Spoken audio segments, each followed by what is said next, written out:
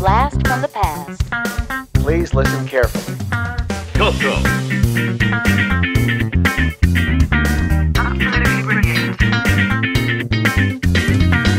Welcome to the CoCo Crew Podcast. A delicious adventure into the world of retro computing news and information. Featuring the Tandy Color Computer. Hey, you got your CoCo 3 yet? CoCo. All right. Welcome, CoCo Cruisers. You are listening to the episode 42 of the CoCo Crew Podcast. Woohoo! Yeah. All right. Joining me this month, of course, is Mr. Mike Rowan. Hi, Myro. How are you? I am good. And Neil Blanchard. Hello, Neil. How are you? Hello, I'm doing well. And Boise Pete, the Raging Cajun. How are you doing, Boise? I'm raging tonight. Very good. Very good. It's quite an exciting time. I just did a rehash on our download numbers for totals for all time and for the year. So far this year, we've had downloads of 37,830 different podcast episodes downloaded just this year, just in 2018. And that brings our total all-time downloads now to just over 75,337. I think that's pretty impressive achievement, don't you guys think? Oh, Absolutely. That's cool. Very exciting. That's great. We're going to have to get a little thing for the podcast once we hit 100,000. Is You have to 100,000 served. Yeah, exactly. You get some kind of professional announcer voice or something. Very good.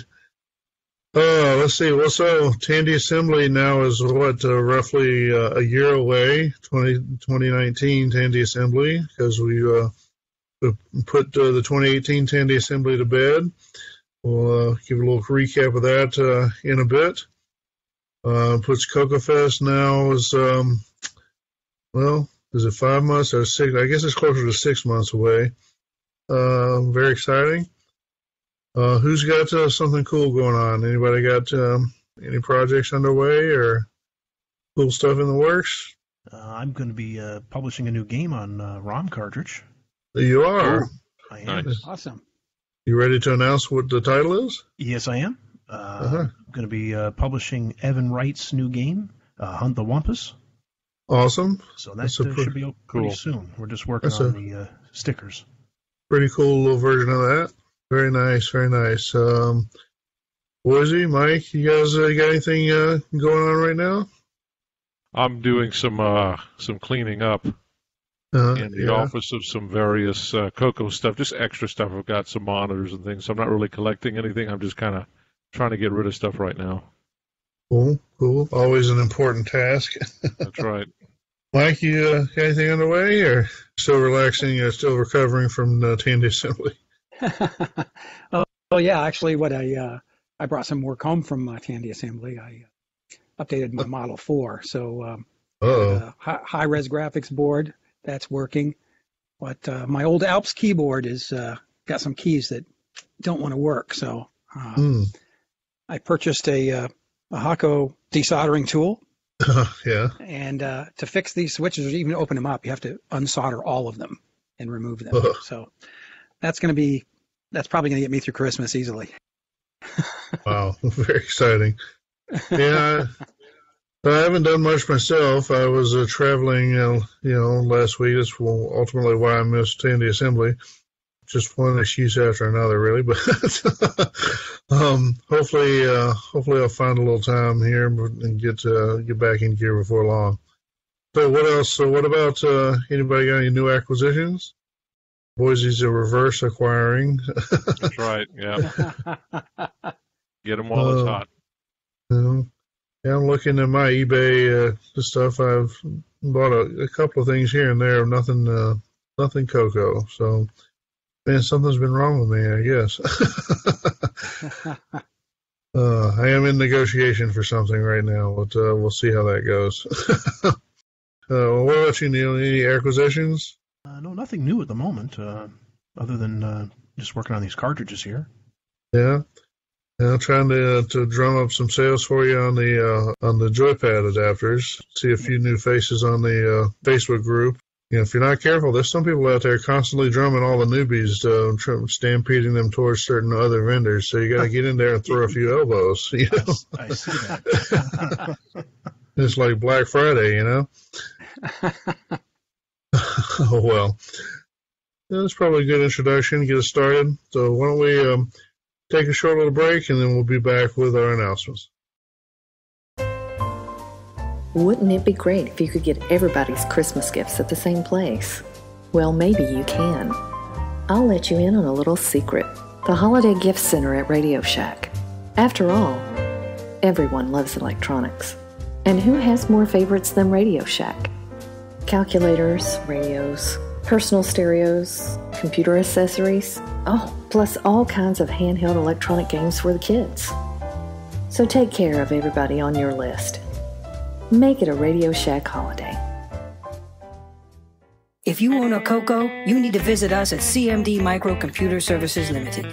We're your TRS-80 specialists in Canada. Software from Adventure International, Computerware, Tom Mix, Med Systems, Spectral, Prickly Pear, Programmers Guild, Cognitech, Prism, Datasoft, and more. Plus, we offer a full line of disk drives, Epson printers, Mark Data keyboard kits, Wyco and Craft joysticks, books, and magazines. Come to CMD Microcomputer Systems Limited, Edmonton, Alberta. All right, CoCo Cruisers. Now we're back with some announcements. You are listening to the CoCo Crew Podcast. We are available on Twitter as @CoCo Crew Podcast. That's CoCocrewpodcast. All one word at Twitter. If you are one who likes to send tweets, feel free to tweet at us, and we may tweet back at you. If you're more of a Facebook kind of person, then we do have a Facebook group. If you want to search for the CoCo Crew Podcast, that's 4 separate words. You should be able to find us, hopefully with no problem. We are, of course, as a podcast, we're available through iTunes and Google Play. And if you prefer to stream rather than download, then we are also available as streaming through Stitcher.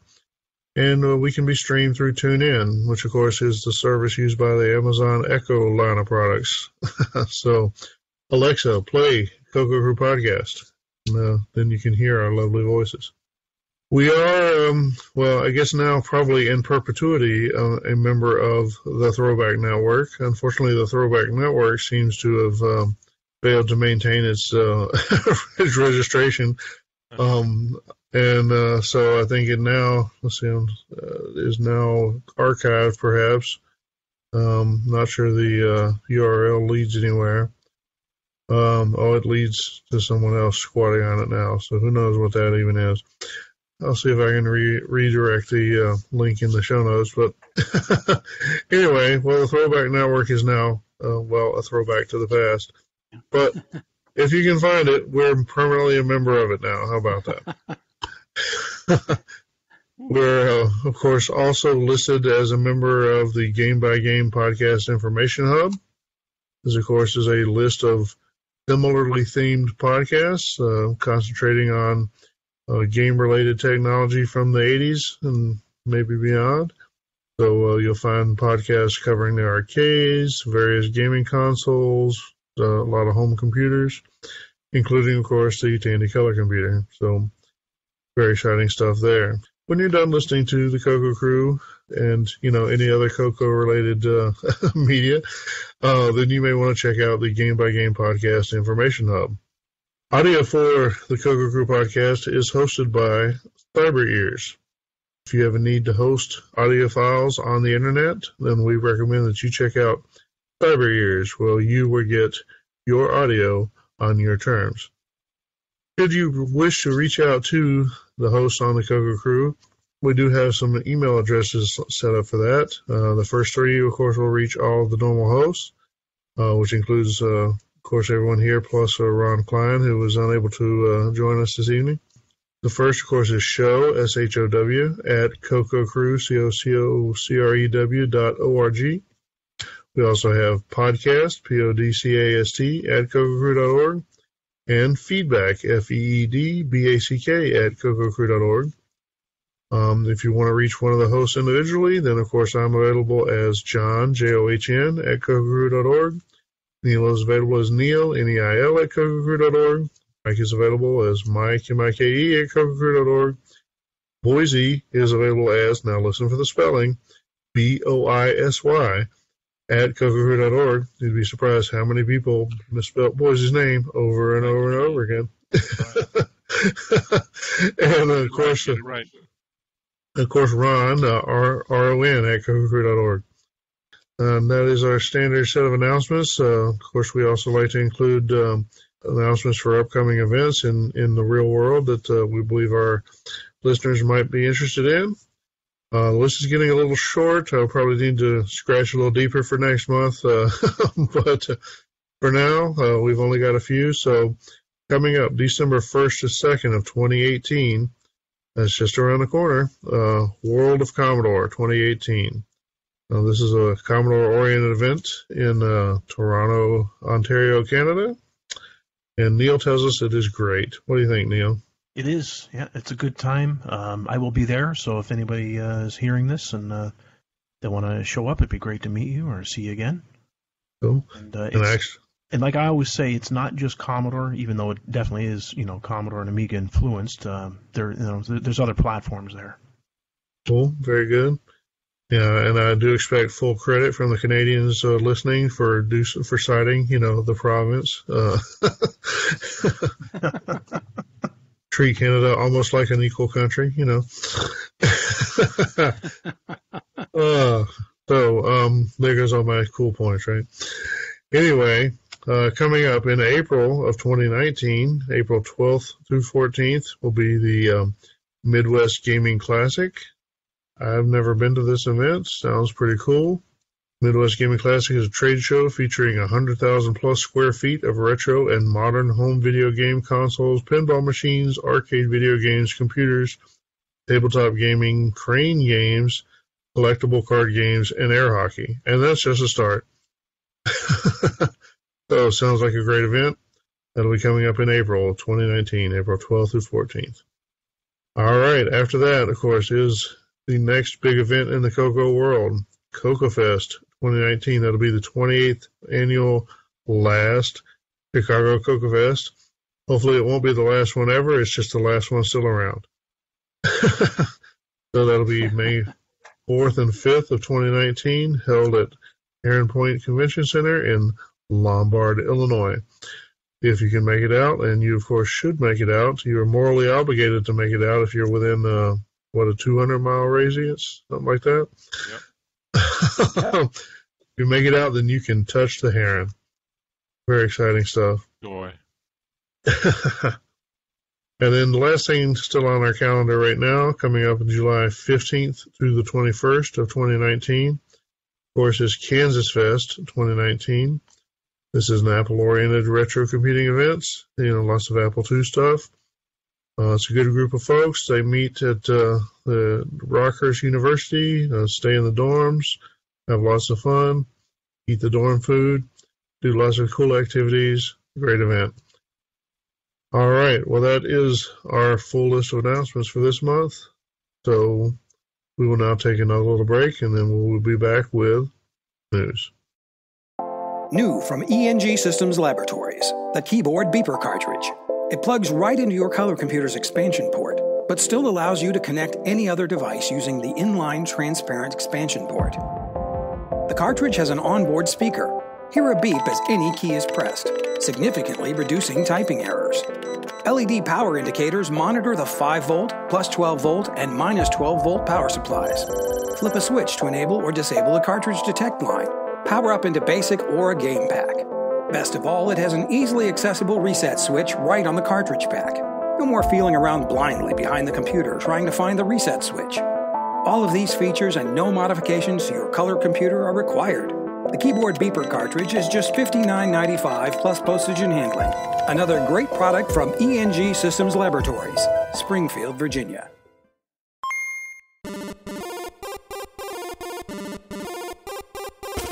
Inside this week's Rainbow Magazine, don't miss our exclusive free CoCo Cat Iron-On. And it's only in The Rainbow, the Color Computer Monthly magazine. The Rainbow features more programs, more information, and more in-depth treatment of the Tandy color computer than any other source. The Rainbow is a pot of gold for your color computer. Pick up yours before they're all gone. All right, welcome back. And here we are with some news. We have a number of items this week, and we're going to, as usual, toss the ball around. And this month, we're going to start with Boise. So, Boise, go ahead. What's your first news item? First news item is C&K F2U OA switches from DigiKey. It looks like that this is a replacement for the CoCo 3 motherboard power switch. That's what I understand it to be. Sometimes those switches can be a little hard to locate since they're a little oddly shaped or whatever. So somebody posted it up. I jotted it down. So it's always good when you can get them from a supplier like DigiKey, right? That way you don't have to pay eBay prices.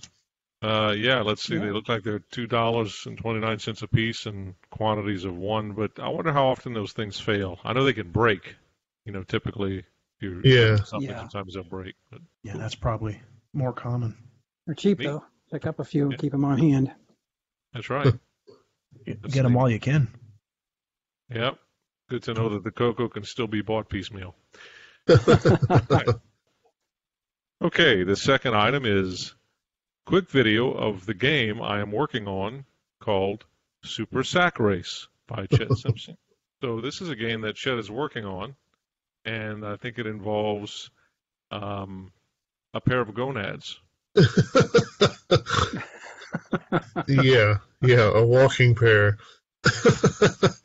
More like a rolling, kind of a rolling walking pair. It's quite a casual little amble going on there, but yeah. So yeah, this is a video, and it shows. I'm looking at it. It shows the process of. I guess he's using an emulator to record this. He's typing in DOS. Looks like it's loading in the game, and then it looks kind of like it reminds me of the old Nintendo Mario game. Yeah. What was it called? Mario Brothers? Yeah. No, not Mario Brothers. Super Mario Brothers. Super Mario Brothers. Yeah. Kind of looks like that, except it looks like there's a censored stamp on top of a head with some gonads below it. Yeah, if I recall, the head bore a certain resemblance to a CoCo celebrity that some people were offended by. So started posting those videos with a censored block. Oh, Lord. This ought to be an interesting game once it comes to fruition. Yeah, no kidding. Yeah, it sounds like it'll be more adult. Yeah. I would say so. If adult is the right word. I would say juvenile. I don't know. No, it looks hilarious. But yeah, any listeners, if you're fans of Adult Swim, this should be right up your alley. Yeah. Well, I think it's going to top the only other adult themed game on the CoCo was Leisure Suit Larry in the Land of Lounge Lizards. Well, there is that stripper game that you helped crack. That was sure. Yeah, that's right. There's several of those, yeah. I'm very proud of that achievement. Yes. Yeah, and there are a few. That could be a whole nother segment, but there's several games that were hacked to have X-rated themes to them. That's right. Oh yeah, the King was one. Yes. Oh goodness. On a technical standpoint, this game looks like it's going to be the first 2 meg disc extended color basic game as well. That's kind of cool. That's right. Yeah, he's push the boundaries. He's got a laundry list of technical requirements to push the boundaries on that. So at least it should have good audio. So yeah, we look forward to that. All right. The next news item is Vectrix controller PCBs are ready for order by Oliver Henry Jones. Now, when I click on this link, I can't see it because it's a Facebook post, maybe in a group that I can't see. But it looks like Vectrix controller printed circuit boards are available. I take it that this is something new for a product that's no longer being manufactured. So in terms of the Vectrix, the controllers are always the part that either it doesn't have, or even the originals, they came with one controller that kind of folded up into the case in a nice kind of clean way, but it actually has 2 controller ports. If you want that second controller, you're probably going to pay $100 or more for it. So they're kind of a little hard to find, whatever. They're prime for people to want to build their own. The point of including this one here, this little kit is, like I said, it's for somebody who wants to build their own. It's got a little PCB, got a cable, and then a couple other parts. And basically, the parts let you set up it has an auto fire feature. The thinking is that, this is, the trademark, it's not a CoCo project, but it could be. It might be a cool thing for somebody to put together a similar kit for those who want to build their own CoCo joysticks or whatever. It's posted on the Vectrix Fans Unite Facebook group. So if you want to see it, you'll probably have to join that group. I don't think they're too bad on letting people in, but it's probably an anti-spam or whatever. Kits, well, the kits are maybe a little expensive. They're like €35, but they do include a cable, which is the connector's a little bit weird on the Vectrix. It's a 9-pin cable, but a normal 9-pin doesn't quite plug in right. So, like I said, this is more like a market maker kind of thing. Maybe somebody wants to pick up the torch and run with a kit like this, or tell us how much you want somebody to provide a kit, and maybe somebody that's part of the crew here will oblige you. Nice. The fourth item is the season is complete. You binge watchers can get the entire 10 episodes in a single download by D. Bruce Moore. So clicking on this link takes me to the website for CoCo Forever. We haven't talked a lot about Bruce's series on here, but I'd call it like a radio drama. Mm-hmm. But he's also got this sort of mixed media. He's got additional parts for programs that actually run on the CoCo and show you some graphics and stuff like that. Kind of neat. Anyway, it's a time travel fiction series with the premise is if you could travel back in time and influence Tandy, then maybe you could make the CoCo, win the computer wars. Yeah. So anyway, he's been producing them one at a time and offering them for a few bucks. Now he's finally got the entire season out there. So if you wanted to pay one price and get them all together, now you can. The next item is from Steve Bamford. For anyone else who might be interested, there's a free application called Tile Studio. So I know that Steve is working on a game for the CoCo, correct? Yeah. And this must be related to that. Well, I think this is maybe somebody else's project that he was aware of. Oh, okay. But yeah, that's a way to do graphics. A strategy for producing graphics on your games is to produce a tile engine and tile graphics. And some systems use tile graphics as that's how the hardware works. But you can do it in software too, and there are some advantages to it. But ultimately, you still have to produce the tiles, right? So, yeah. So this is a graphics editor for producing the tiles. Do-it-yourself voice synthesizer I built some 33 years ago for the CoCo. All Radio Shack ports by Jeff Gubash. Yeah, Looks like a voice synthesizer that he must have 33 years ago. That's pretty impressive that he did on his own. It looks very, very handmade too. Yeah, it's kind of neat. He, you can see he actually kind of gutted a ROM pack, hand soldered enough wires to make the cable go from the pack over to his circuit board. It's probably that SPO256. I can't see it in here right now, but he's got a speech synthesizer there. It's a pretty cool little project. I thought it was neat to show like you say, the handmade construction. Very cool. All right, our next news item is from Chet Simpson, and he's basically saying here, with all the talk of the tools lately, I finally got motivated to start packing up some of the code I've written for Super Sack Race. So, Chet, anytime you produce a significant project or game or whatever, especially a game, you're going to tend to have built some tools to help you to move, especially what the game developers call assets, like graphic assets or audio assets. meaning stuff that's basically chunks of data. You tend to have tools that help you create the data, and then process it into a format that your program can consume. And that's basically what Chet's publishing here is pretty neat. I've looked at some of it in the past, what he calls his chaos tools or whatever. So this is like early versions of game engines. Would this be kind of equivalent? Yeah, it's like a game engine, or a combination of a game engine and some tooling to go with it. Oh, that's cool. It definitely would save a lot of time programming, I'm sure. Yeah. Our next news item is from Jason Moore. Try basic programs from a micro adventure book. 1 to 2 hours. Then this one and the next one kind of go along together, but I separated this one out just because for those who aren't familiar with these micro adventure books, they're kind of not exactly the same, but kind of in the same ballpark as the old Choose Your Own Adventure books that a lot of us may remember from when we were kids. And so they're like little novellas or whatever within these particular books. Instead of getting to a certain point and having to choose and go to, if you talk to the guard, turn to page 43, Right. Instead of that, it's type in this program and find the bug. Or cool. Type in this program and execute it to decode or to decrypt a message, that sort of thing. Huh. So it's pretty cool. I've got this set of the books. It almost looks like an assignment, right? How long does it take, and how do you set it up, and whatever. So if you'll go on to the next news item. Yeah, it's another one here from Jason Moore. Fun projects for your Atari 8-bit home computers and video game consoles.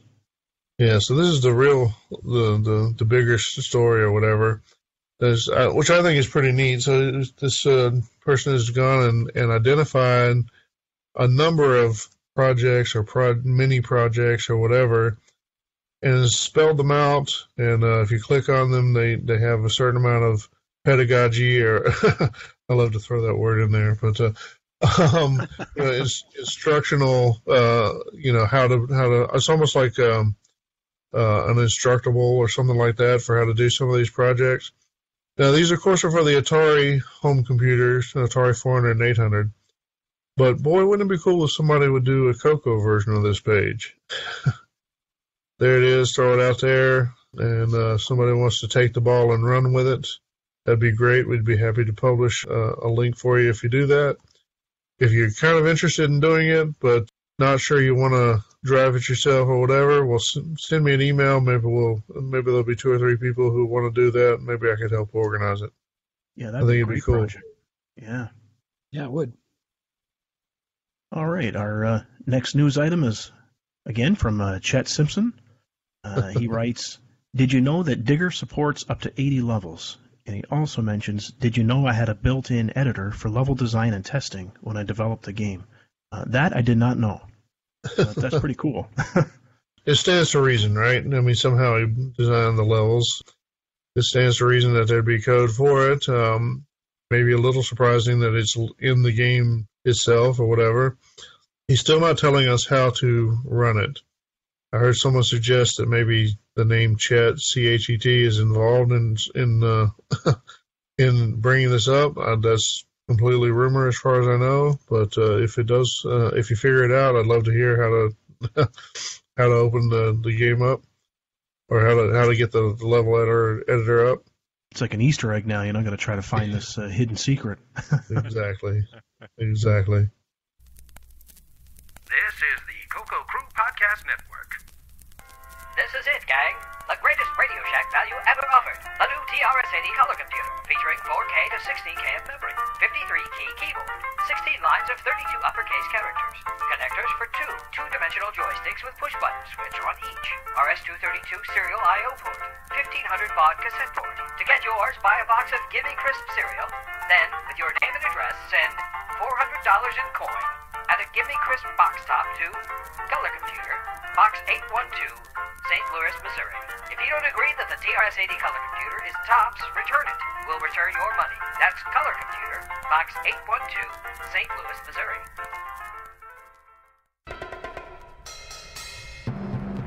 How how long until you break down? Breakdown, a new game for the TRS-80 Model 1, 3, and 4. Break down a wall, brick by brick with a bouncing ball. Hit each brick and watch them fall. Put your mental stability to the test while dodging falling bricks and keeping your ball in play. Breakdown from PSKI Software Development is available as a free download. Just visit pski.net. Our next news item is from thelogbook.com. The subject matter covers system architecture and interfaces of Odyssey 4 and proprietary information regarding Motorola's RMS, which stands for Raster Memory System.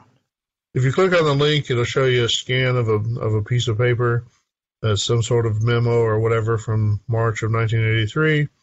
That quote that you just read is on that piece of paper.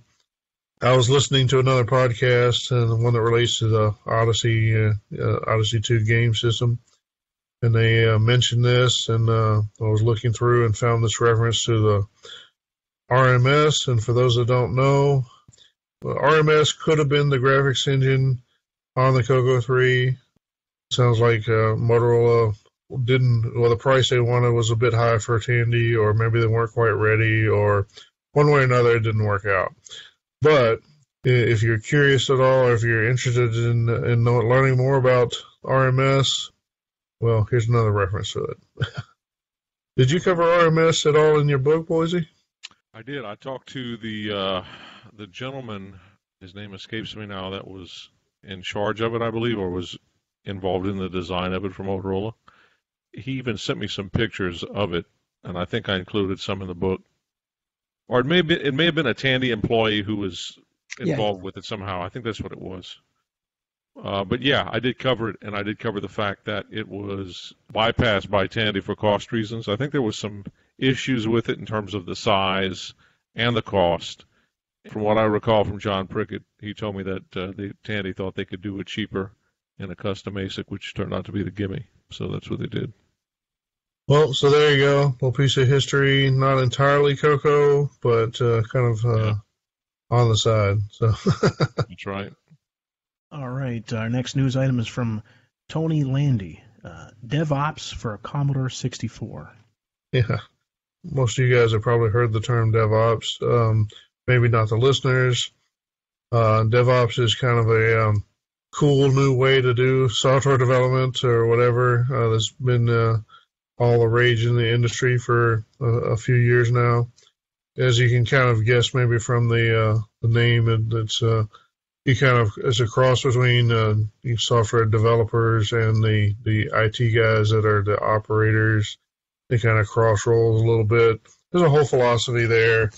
I'm not going to comment much on it, but it is kind of a cool thing for a lot of people these days, and it certainly centers around like web deployment and continuous integration, continuous development, that sort of stuff.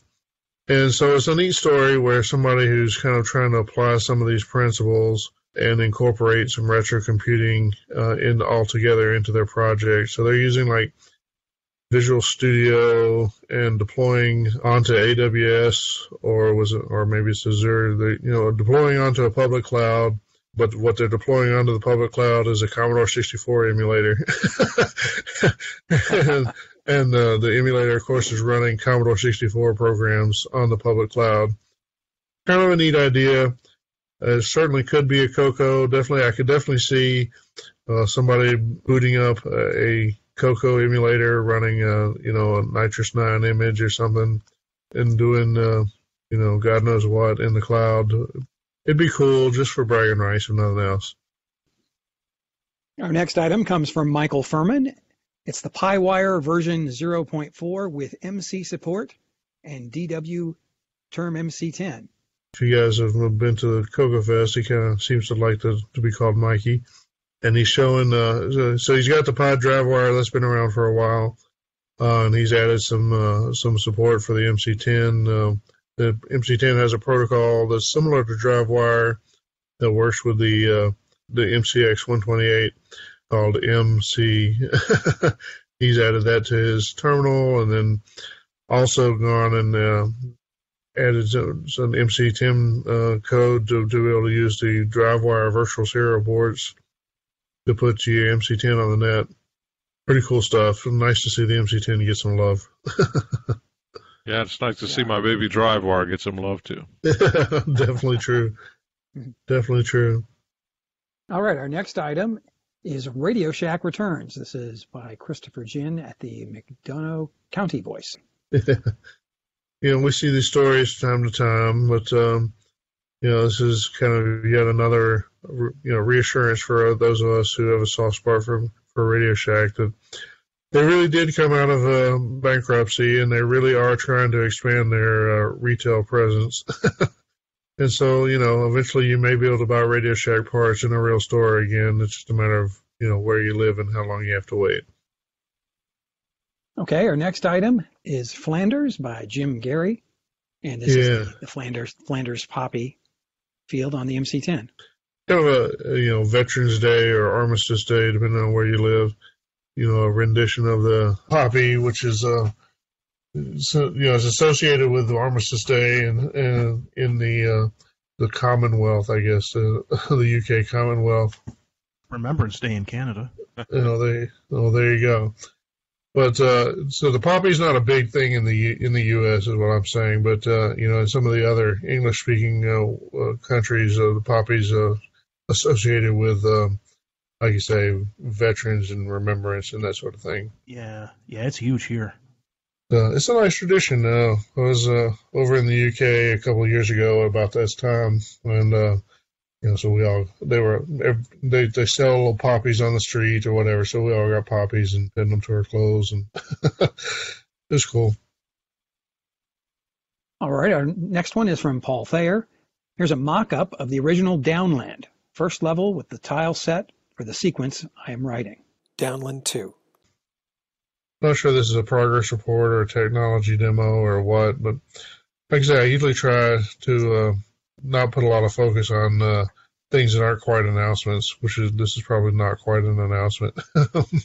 But it's something cool. It's showing his graphics, and he's talking to the community and getting some advice on his tile sets and whatever. So thought it was cool. So hopefully eventually we'll see a Downland 2 from the creator of Timberman. I got something to admit with this game. It's kind of embarrassing, actually. For the longest time, when I looked at that title, I used to think it said download, not download. I know. It's a brain twister, isn't it? A little bit. Well, I kind of made the same mistake on our next item here. Another one from Jim Gary. Here's a simulation of the Roman Empire. And when I first read this, I thought it said Romulan Empire. A little bit of a difference, a few years between those.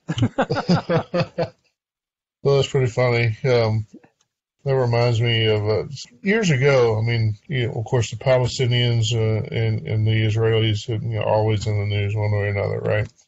But there was a particular Palestinian representative that would end up on the news a lot, and she had a certain look to her. And so, if you're a Star Trek fan, you may get this. But talking about current events with a nerd friend of mine back in the day, and he was talking about how I was watching the news the other day, and all of a sudden I looked up, and there on the news there was the Romulan ambassador. And the funny thing is that I knew exactly who he was talking about. You were talking about Hanan Ashrawi. That is exactly right.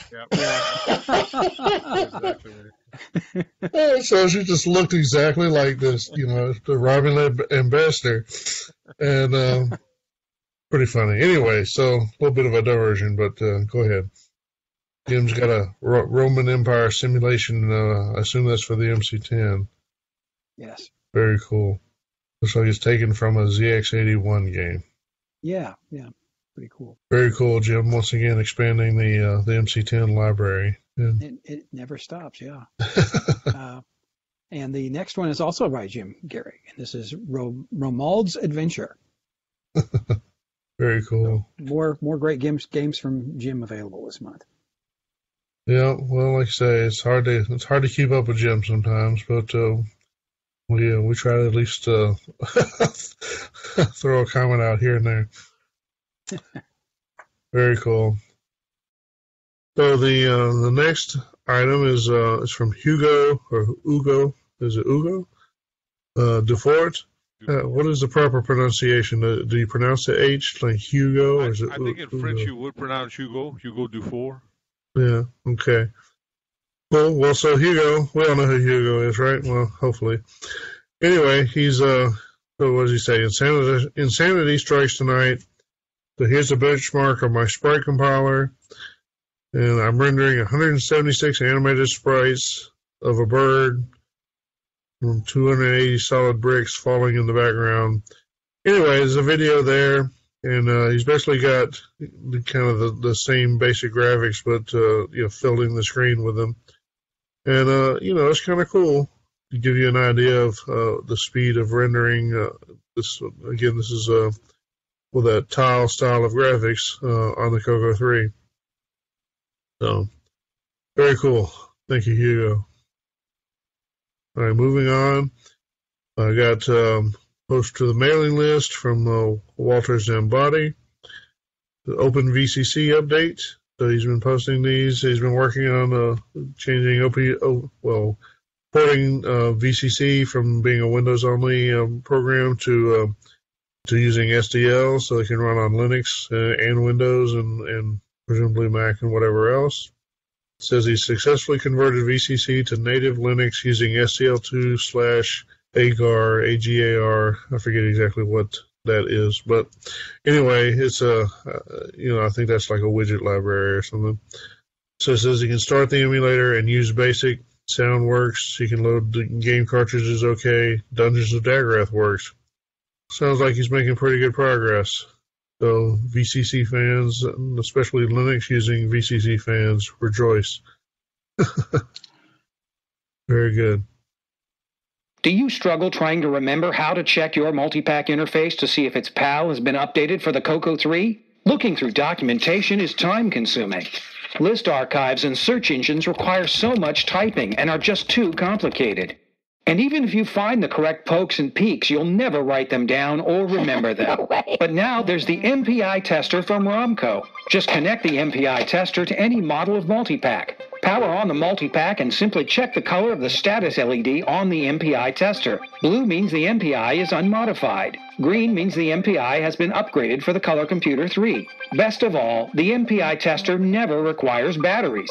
It's perfect for home, camper, boat, and RVs. Get the MPI tester from Romco, a great Christmas gift for only $7.77. Available at Walgreens, Shoppers Drug Mart, Woolco Woolworth, Family Drug Centers, Osco Drug, Canadian Tire, McDonald's, Piggly Wiggly, Montgomery Ward, Sears Roebuck, Village Pantry, Burger King, Sandy's, Duane Reade, Kate Spade, The Church of Scientology, Five Guys, Baby Gap, Swizzles, 7-Eleven, Albertsons, participating Exxon stations, Beauregard's, Mama's Fried Chicken, ABC Liquors, Moon Pie General Stores, Whole Foods, Taco John's, Sherwin-Williams, and Goldblatt's.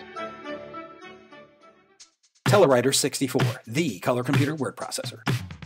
3 display formats, 51, 64, or 85 columns by 24 lines. True lowercase characters. User-friendly full-screen editor. Right justification. Easy hyphenation. Drives any printer. Embedded format and control codes. Runs in 16K, 32K, or 64K. With or without extended color basic. Menu-driven disk and cassette I/O. No hardware modifications necessary. So simple to use, it makes writing fun. Telewriter 64 can display more text on the screen than the Apple II, Atari, TI, VIC, or even the TRS-80 Model 3. Telewriter 64 surpasses all others for user-friendliness and pure power. Step up to professional word processing on the low-cost TRS-80 color computer. Telewriter 64, just $49.95 for cassette or $59.95 for disc. Telewriter 64 from Cognitech.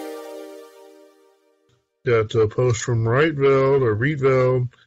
There's revised CoCo Flash menu. He's working on improvements to the CoCo Flash, the menu used for accessing software in CoCo Flash. Looks pretty good to me. Any of you guys use this? I haven't used the revised one, just his first one, but he's doing a lot of cool stuff with this CoCo Flash cartridge. That's for sure. Yeah. I think he's pretty much the only one doing stuff with it, really, that I know of. Yeah. Okay. Next item comes from Kevin Orbacher. Says, I saw a YouTube video about a 30-day challenge to make a game for the Commodore 64 written entirely in BASIC. What about the CoCo community? Would that be a challenge this group would like? What do you think, guys? CoCo Cruisers? Are you interested in a 30-day BASIC challenge for the CoCo? You know, we do. I run the Retro Challenge event, which is not limited to the CoCo, but we usually get a few CoCo entries. Certainly, 30 days for someone like Jim Gary is enough time to crank out about 6 games. For sure. But quite often we get somebody who will crank out at least one game, if not on the CoCo, on some other platform. A few years ago, we had a contest to be resolved at CoCo Fest that has some participation. I think what we really need is for somebody to stand up and say, yeah, we're really doing it, and I'm going to be the judge. And I say that as figuratively like someone else, not me, John. But even better if you sponsor a prize. So who wants to stand up and do that, huh? Clearly there's somebody out there in CoCo land that wants to run the contest, be the judge, maybe even sponsor a prize. Yeah, good opportunity. I'm sure a lot of people in the community would chip in for some prizes. Just need someone to champion it and do some PR for it and judge it. Well, like you say, I think that's the main thing is actually running it. And like you said, somebody would probably help out with some prizes. Well, there you go. So, Neil, you're going to do this? It sounds fun. I was seriously thinking about it here. I mean, that would be cool to do. I mean, especially there's no limits on it, right? I mean, it's just 30 days. That's the limit. That's what they're proposing, yeah. So the code, like your code, could be however many lines you want. Like it doesn't have to be, 10-liner. Just make a basic game in 30 days. Yeah, that's awesome. That'd be kind of cool. Mm-hmm. All right, well, there you go. Somebody's got a challenge. We got 6 months to CoCo Fest. and I think we can brag. The CoCo has one of the best basic, languages. I think, anyhow. I mean, it can do some pretty cool stuff. Yeah, I definitely think the CoCo has a strong BASIC, and it's a good platform for writing stuff in if you like writing in BASIC. So, very cool stuff. Next item is from a Douglas Gabbard the third.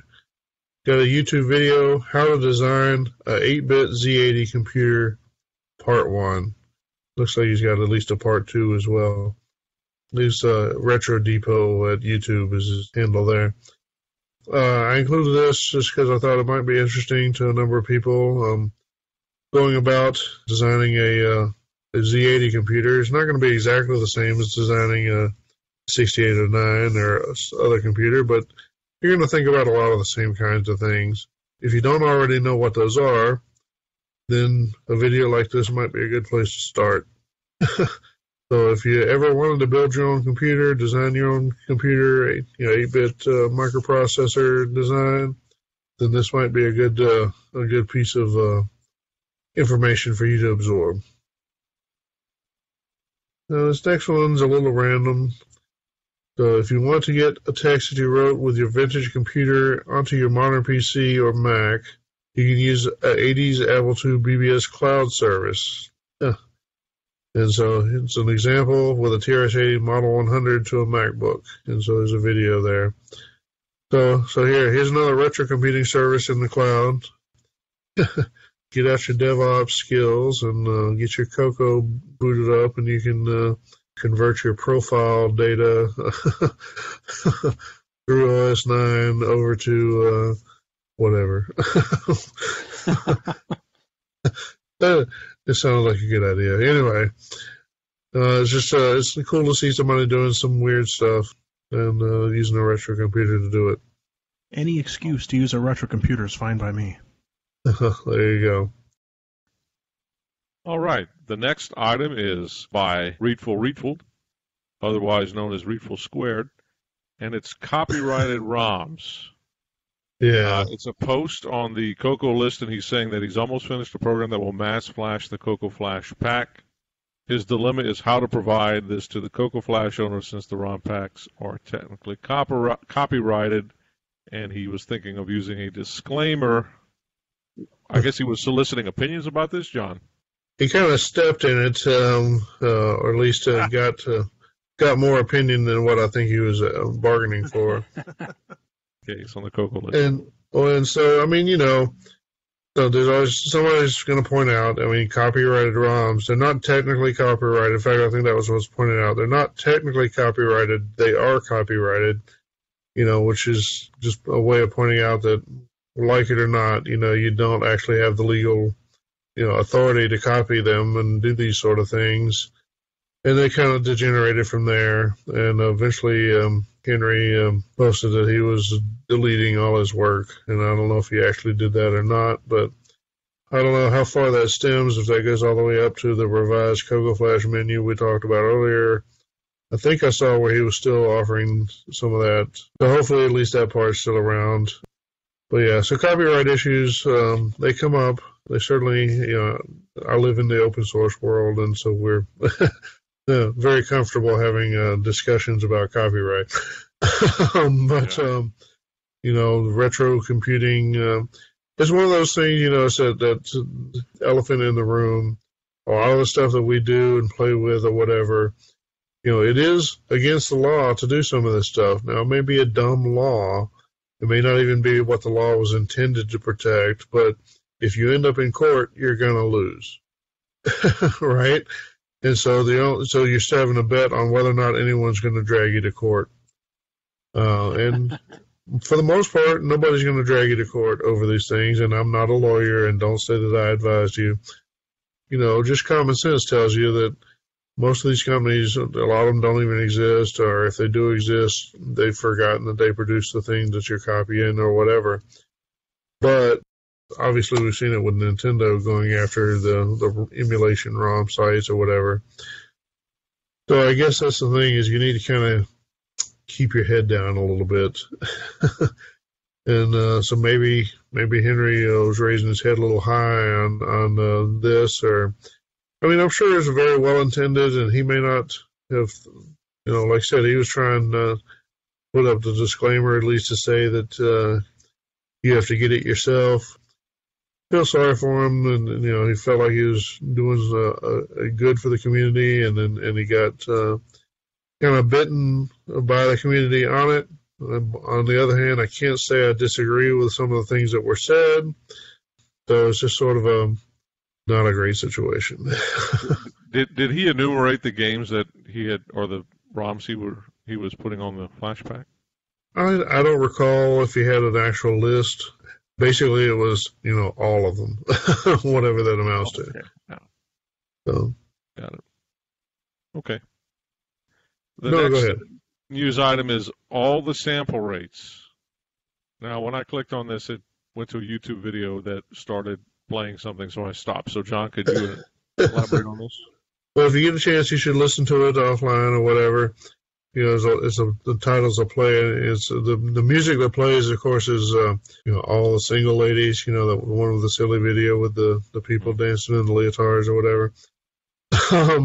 The video kind of plays that over and over again as they reduce the number of bits in the samples being used to play the audio back, and then they go down all the way to 1-bit samples, and then they kind of start over, and with I think it stays at 16-bit samples as they go down to lower and lower sample rates. Mm-hmm. And so you have a familiar song that you then get to hear how it sounds with these different changes of bit rates and sample, number of bits and speed of sampling. I think it's pretty interesting, and you can kind of hear the distortions. It's surprising how good the quality is, even at 5 or 4 bits. Yeah, it's funny because, like you say, you get down to 6, 5, even 4 bits. It's not that bad, and then all of a sudden it kind of falls off the cliff. Yeah. Yeah. And it shows you at the bottom of the screen on the video what sample rate you're listening to. So pretty cool. That is neat. Now somebody has to do the same with video. Yeah. The next item is playing the oldest first-person shooter, Phantom Slayer, released in 1982 for the TRS-80 color computer. It's still fun today, by Explore VR at YouTube. Again, this is another YouTube video. I don't remember this game. Was this a Radio Shack released game? I think it was available through Radio Shack. I definitely have seen it. It's by Ken Kalish or whatever. Now, he's playing on a dragon, but I'm sure it was available for the CoCo as well. But yeah, if you see the video, of course, he's in one of these VR setups with the moving floor and the thing around your hip so it can tell what direction you're facing. And he's got like a Oculus Rift or whatever strapped to his head for his display. So he's like the guy from Ready Player One, basically, running through through this maze for Phantom Slayer. Kind of neat.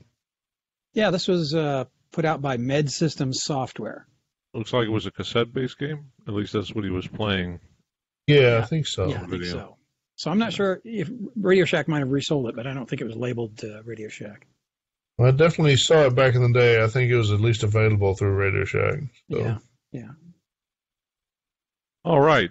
Next item is dude creates awesome Lego Commodore 64. Now vote for the kit. Now, I'm looking at this, John. This guy really did build a Commodore 64 case out of Legos. Is that what I'm looking at? That's what it looks like.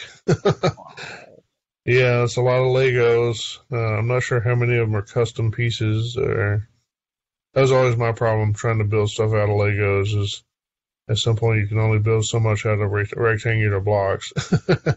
So this person apparently has access to a lot of interesting pieces, if nothing else. And but yeah, it looks like a Commodore 64. Pretty impressive Lego structure. Partly included it just because topic keeps coming up about enclosures for electronics and whether or not we have enough capacity in the community for 3D printing and all that sort of stuff. And I think Ron has been a big advocate of, you could build cases out of Legos.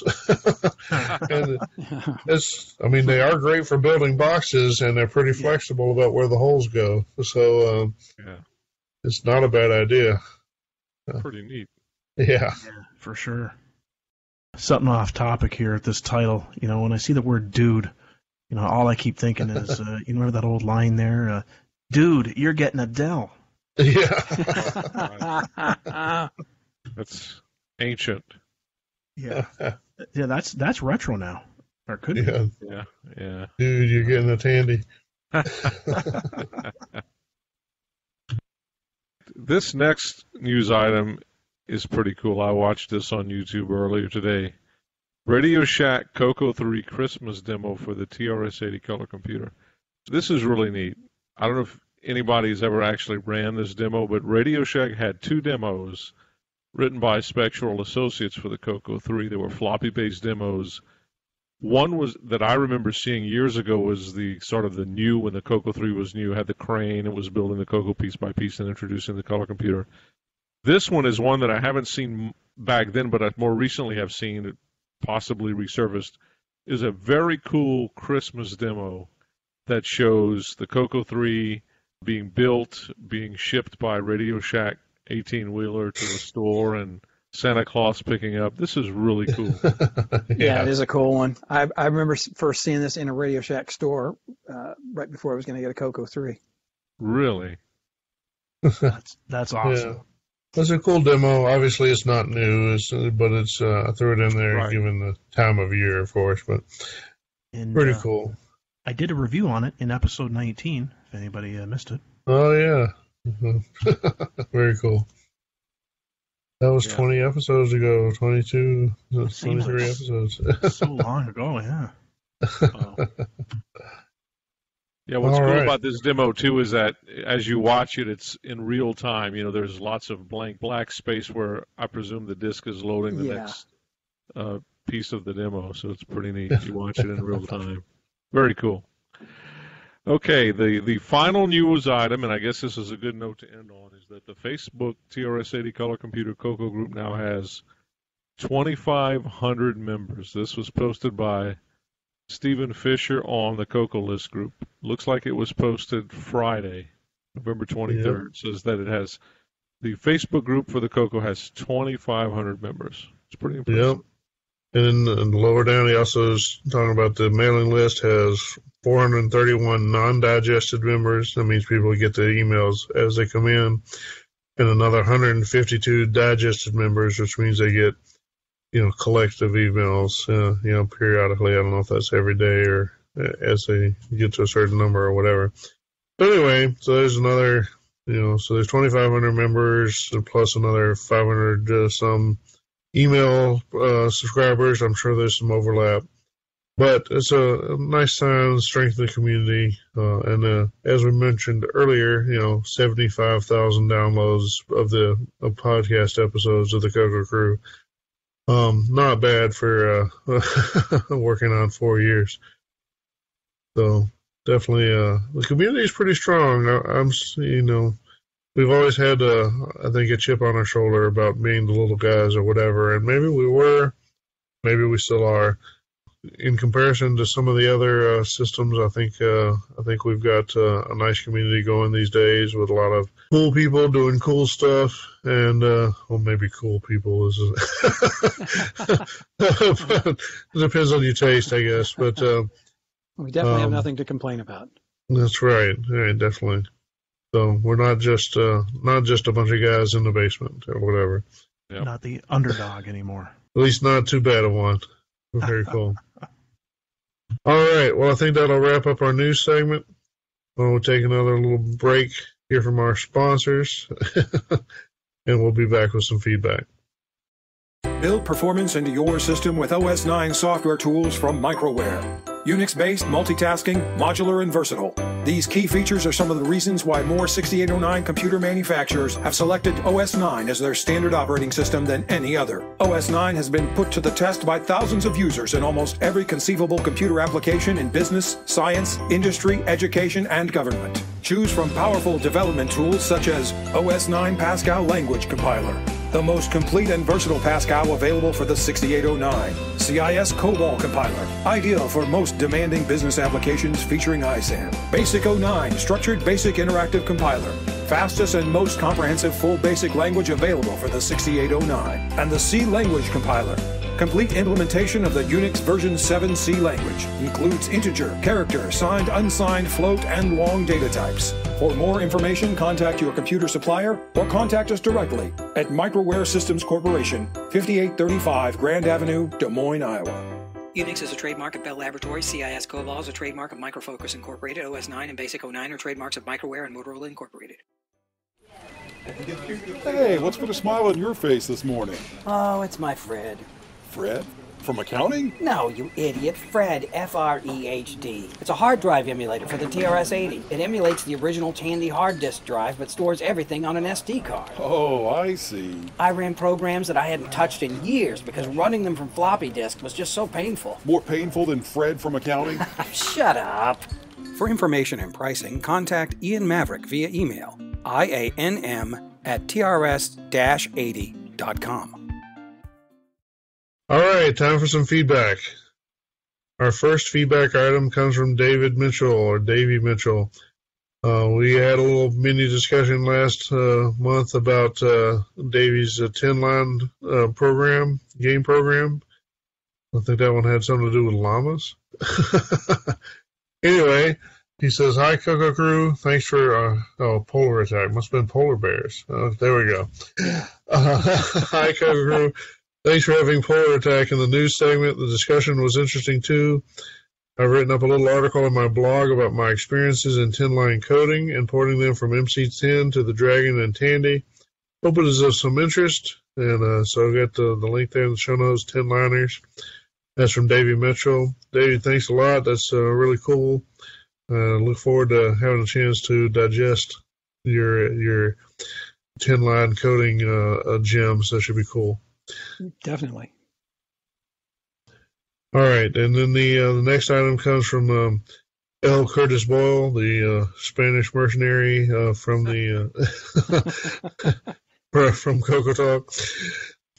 So he says, are going too far? John mentions ARM, etc. So I think you're talking about, use an example, if you could pop an ARM processor into the CoCo that would boot up in 6809 mode and then switch to being an ARM processor, like on your cell phone or whatever. Would you care? Would that be worthwhile for writing games or whatever? That's part of our 6309 game discussion, I guess. Anyway, so he says, I think this is where the CoCo FPGA type projects fall. There you're running basically hardware emulation at order of magnitudes faster than the original chip. Some people will choose this path, but not as many, I think. But if one is strict against some of these more powerful upgrades, does the CoCo VGA, Gimme X, etc. fall under this umbrella as well? So I don't know. That's food for thought.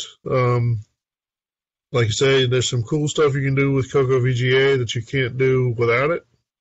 Most of it doesn't, in my mind, doesn't cross the boundary of, well, you can never have done that with a retro computer. So most of it still sort of stays in bounds there to some degree, but you do have to have the CoCo VGA to do it. Gimme X is still to be determined what Gimme X will provide if and when it arrives on the market, so we'll see, but I don't know. Maybe that's something we should say for a future discussion topic, huh? Well, again, thank you, Curtis. Thanks, Davey. It's always great to have some feedback. We love to know that people are actually listening. Cool. Well, that'll conclude our feedback segment for this month, so another little break, and then we'll be back with a little recap on a certain event in the Tandy world. If you're bored at Christmas time, please enjoy this chipmunk rhyme. We kindly suggest to you, listen to the CoCo crew. John will keep us up to date. Neil reviews the games of late. Lots of info you can use. It's the CoCo crew. Introducing the amazing cartridge vacuum by Romco, the new color computer accessory that protects all of your cartridges. Simply insert your cartridge into the cartridge vacuum. Turn it on and it starts automatically, sweeping and vacuuming your cartridge instantly, loosening deep, damaging micro dust particles. Game cartridges, disc controllers, modem packs, any size fits. It makes a great Christmas gift and it's only $13.24. Available at Walgreens, Shoppers Drug Mart, Woolco Woolworth, Family Drug Centers, Osco Drug, Canadian Tire, McDonald's, Piggly Wiggly, Montgomery Ward, Sears Roebuck, Village Pantry, Burger King, Sandy's, Duane Reade, Kate Spade, The Church of Scientology, Five Guys, Baby Gap, Swizzles, 7-Eleven, Albertsons, participating Exxon stations, Beauregard's, Almost Fried Chicken, ABC Liquors, Moon Pie General Stores, Whole Foods, Taco John's, Sherwin-Williams, and Goldblatt's. All right, so we're back. Listeners of the program for a long time will know that this program has had a significant involvement in the creation of a new event in the Tandy world, one known as Tandy Assembly. This is Tandy Assembly just had its second annual event.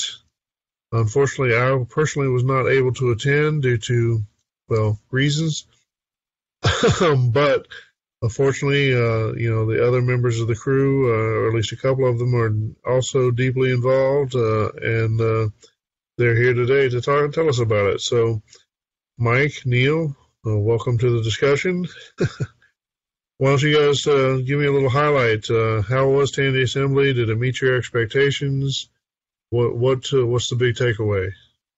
It was a great time. I think the show was even better this year. We definitely had a better attendance. We had 92 attend this year. Very good. So that's good to have. Different venue. We had a little bit more space. I think that was helpful. Everybody approved of that. Unique thing for me, I actually, by default, I had to run the auction this year, so I'd never done that before. But that was pretty fun. And we managed to. We had lots of donations, and we managed to sell nearly everything. So awesome. we'll definitely be on track for next year's show. Awesome. And Neil, did you enjoy yourself at the event? Oh, I did. Yeah, it was a success, and it was amazing that we actually beat the attendance records from last year because a lot of people that we know, such as yourself, couldn't make it this year, so that was good. And a little factoid at this new venue, you can still touch the heron. Oh yeah, that's right. That's right. So that's a cool thing. I did see there was it happened to be a statue of a heron nearby for whatever reason. So that's yes. Pretty cool. It worked out. I think I heard a heron in the background. That was pretty funny. Yeah. All right. Well, let me ask you. One thing that was a little different this year is due to some problems organizing with the venue or whatever, you end up with a date getting pushed back into November. Do you feel like that was?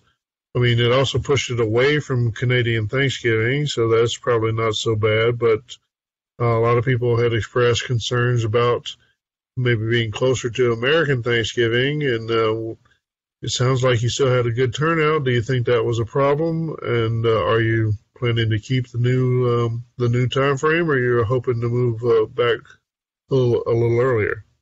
We're planning to move it back a little earlier, so I guess we're only 11 months away from Tandy Assembly. Very good. So yeah, we're going to move it back into October, and it does look like it's going to fall again on Canadian Thanksgiving. So we didn't have a lot of options, but that's still our plan moving forward. We're going to have it in Springfield, Ohio again is our plan. We don't have any. I suppose things could change, but right now we're locked in for that. Cool. So you're happy with the venue then? Absolutely. Nice hotel. Every place has its pluses and minuses. It's not as close to restaurants as our previous venue was, but I think the advantages of the bigger space and the nicer accommodations makes up for that. Well, I think everyone I've heard is made to sound like it's a nice venue.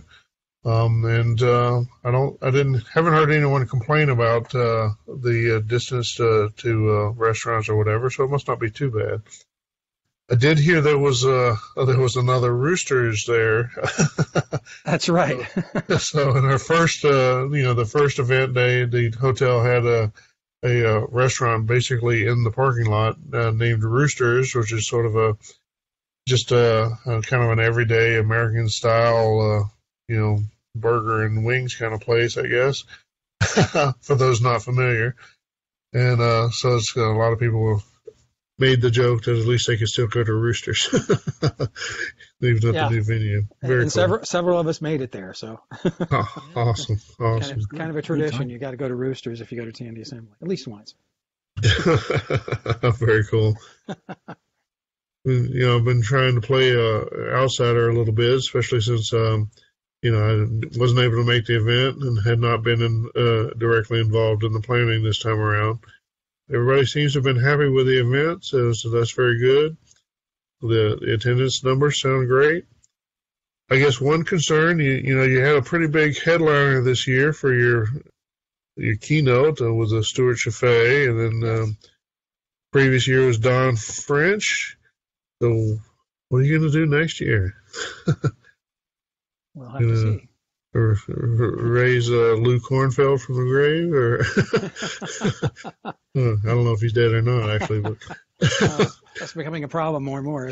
Yeah, something to think about. It's a good problem to have, though, to have had such great headliners that you have to be worried about who you get next year, huh?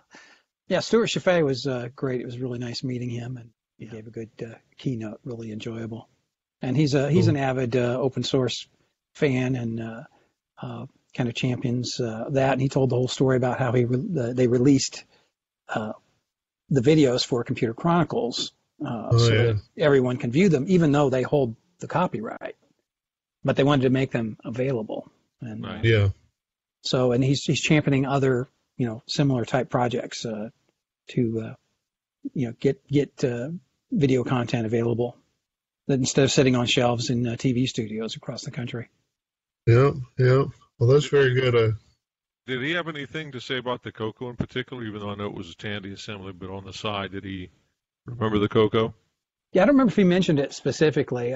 Well, he did, I think, as I recall, but he has a lot of fondness for the whole Tandy line, and his first computer was a Model 1. So, well, he did in his presentation. He mentioned that CoCo users group in California, so that was kind of cool. Yes, yeah. Mm-hmm. Yeah, somebody should have asked him for his Rolodex to see if he could get that guy from Get him as a keynote, yeah. That would be awesome, wouldn't it? I would like to talk to that guy because it's just so funny to think that when they recorded that, he was like, "Well, we're in the dying days of the CoCo, but we're still going to go on," or whatever exactly he said. Yeah. How do you like us now, buddy? That's right. That's pretty funny. What do you think? What have we not covered here? I just wanted to say we did a couple of things differently this year. One of them is we had fewer speakers because we got a lot of complaints that you either had to miss somebody or you were stuck getting presentations all day long. So we balanced that out more by having fewer speakers with more space in between the speakers, particularly between the keynote and the next speakers. And everybody really seemed to like that.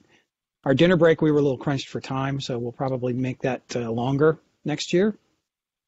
Between the activities, since it's Saturday night and you've got to go out and drive a little bit to get some food. So, but all in all, it worked well. We didn't have any power outages like we did the first year. I guess hopefully we're getting better each year, and we're looking forward to doing it again next year. Cool. So how was the balance of the attendees? I assume you had plenty of CoCo folks and plenty of Z80 folks. Did you have any T1000 folks? Any pocket computer folks? Yeah, there was a couple Tandy 1000 folks, including myself. So that was kind of neat to see. And we had some Model 100s. Okay. That were there. On all the big, we had Model 2s there. Pete Satinsky had completely emulated the catalog picture of the business system, which was great. So he had the entire, the system disk, the same printer, the computer, all the same disk drives. So it was pretty cool to see. That's fun. Very cool. And we also, one of the things I liked too is we had people there that had some of the clones of the TRS-80s. So we had the Lobo Max and the LNW 80. So pretty cool to see those out there too. Oh, very nice. Sounds like it's continuing to be a successful event. Very good. It's good to expand the community and have outreach for those who can't make it to Chicago in the springtime or whatever. Definitely good to draw in, like you said, some of the the Z80 crowd or whatever, and the other Tandy machines that have no other outlet for sure. It's good to have something to bring them in. So well, congratulations, Mike. For those who don't know, Mike is the president of Tandy, the organization that organizes Tandy Assembly. So he's been great in that role and held the team together and produced now 2 great shows. Hopefully, that's just the beginning. So, very good. So we have 2 presidents. Yeah, well, that's right. That's right.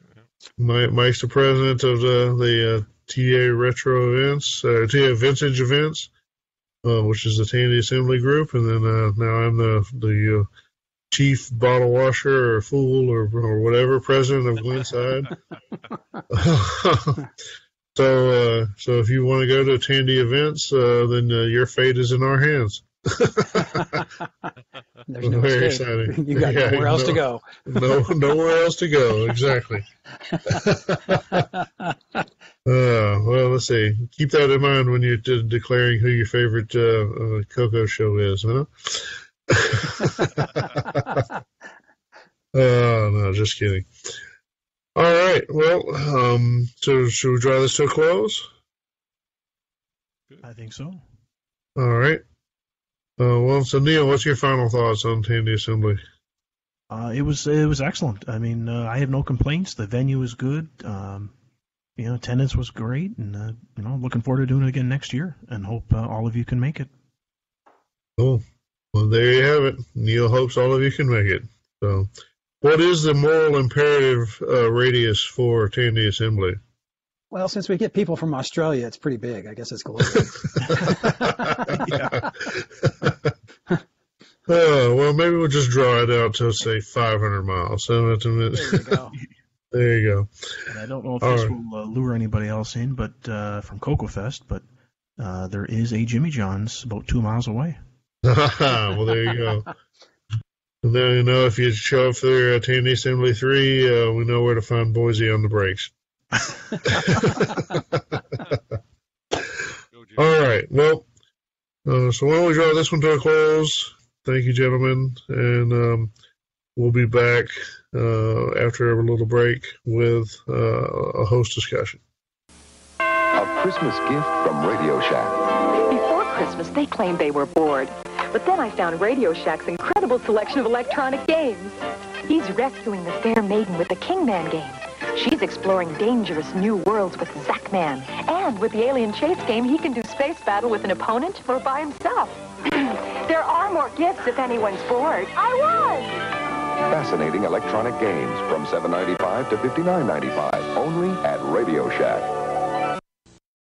So you just purchased a TRS-80 Model 1 on the internet? Yeah, it's going to be great. It was my very first computer. So did you get a tape player and cassette cable? No. How about an expansion interface so you can have more RAM and disk drives? No. How about actual 5 1/4-inch floppy drives? No. You're not going to be able to do much with your TRS-80 Model 1. No, I guess I have a lot more purchases to make on the internet. It's probably going to take a lot more time and money to gather all of those other components, especially when you can't be sure they'll even work until you receive them. Yeah. Don't worry. For about the same price as all of those items, you can purchase the Model 1 system expander from Bartlett Labs. Yeah? The M1 SE allows you to boot directly into LDOS and access hard drive images stored on compact flash. Wow! It also adds extras like an SVGA port, Ethernet, real-time clock, and joystick port. You can even move software directly from your PC to your TRS-80. You'll be enjoying the entire catalog of TRS-80 software in a flash. Where can I get one? Just go to bartlettlabs.com for details and pricing. Thanks. Bartlett Labs, making your TRS-80 what it was meant to be. All right, welcome back, CoCo Cruisers. We're going to have a little host discussion. So our topic, the way we've listed it here is, I'll just read it out. How important is it to get historical things, quote-unquote, right, with an alternative version of, is a good story better than the hard facts? And so what kind of prompted this to me is, you can't avoid a certain amount of historical discussions if you're going to be involved in retro computing. And whatever machine you're talking about, or just computer science in general, all of history is like this to some degree. Did Benjamin Franklin really fly that kite? Did he really hang a key from the kite? Did the lightning really strike it? That sort of thing. But, sometimes, we're talking to people. We're talking about people about things that happened 30 or 40 years ago. 30 or 40 years ago, those people may have been 20 or 30 years old, but now they're 60 or 70 years old. Older people not always known for the most precise memories. Sometimes you get some stories about, what exactly happened, why were certain choices made, why did Tandy do that, shall we say. That, the stories sound good, like any story that might be told, with a brew in hand, but not sure they always would stand up to a lot of hard fact-checking. So the question is, how hard do we need to go after those facts? And how much does it matter if we don't have them, or if we do have them and they disagree, but the story was pretty good? So if somebody tells a good story, but the facts are questionable, how far do we go to call them out on it, or do we just let the good story run? I guess that's the setup I was looking for. So, gentlemen, we've got Boise and Mike and Neil here. What do you guys think? So, yeah, I guess with everything, it's about the context. If it's something technical that can be easily confirmed or tested, I would definitely say you should call it out, because misinformation is not helpful to the community. Right. So if you say you need a certain voltage on a certain pin to do a certain thing, and the voltage is wrong, then you actually need a different voltage or something like that. Right. Right. Okay. And I think the community in general should absolutely accept those. I mean, that's just scientific principle, if you will. Yeah, right. We all make mistakes or got misinformation from somebody else. So, I think that's crucial. If it's a technical and electronic, a programming thing, it definitely should be fleshed out and corrected. If the argument's about what color tie Marty Goodman was wearing at CoCo Fest, Rainbow Fest '86, Right. I don't know that we need to beat the drums too hard about that kind of thing. No, it was a blue stripe going down to the left, not a red stripe. Damn it.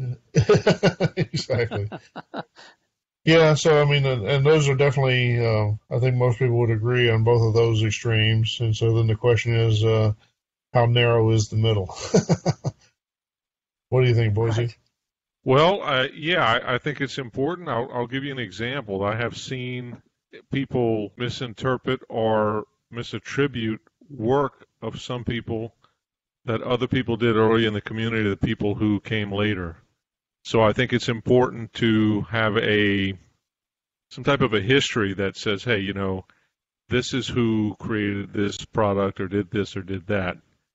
I think that those types of, things usually are just, more sins of omission than commission, right? People just don't know or don't remember or weren't there when things happen. But it's important to get things right. Facts matter, the truth matters, and proper attribution matters as well. So that's kind of my thing, is making sure that people understand that when credit is given, it's given to the right person for the right reason and the right product or the right thing that they did in the community.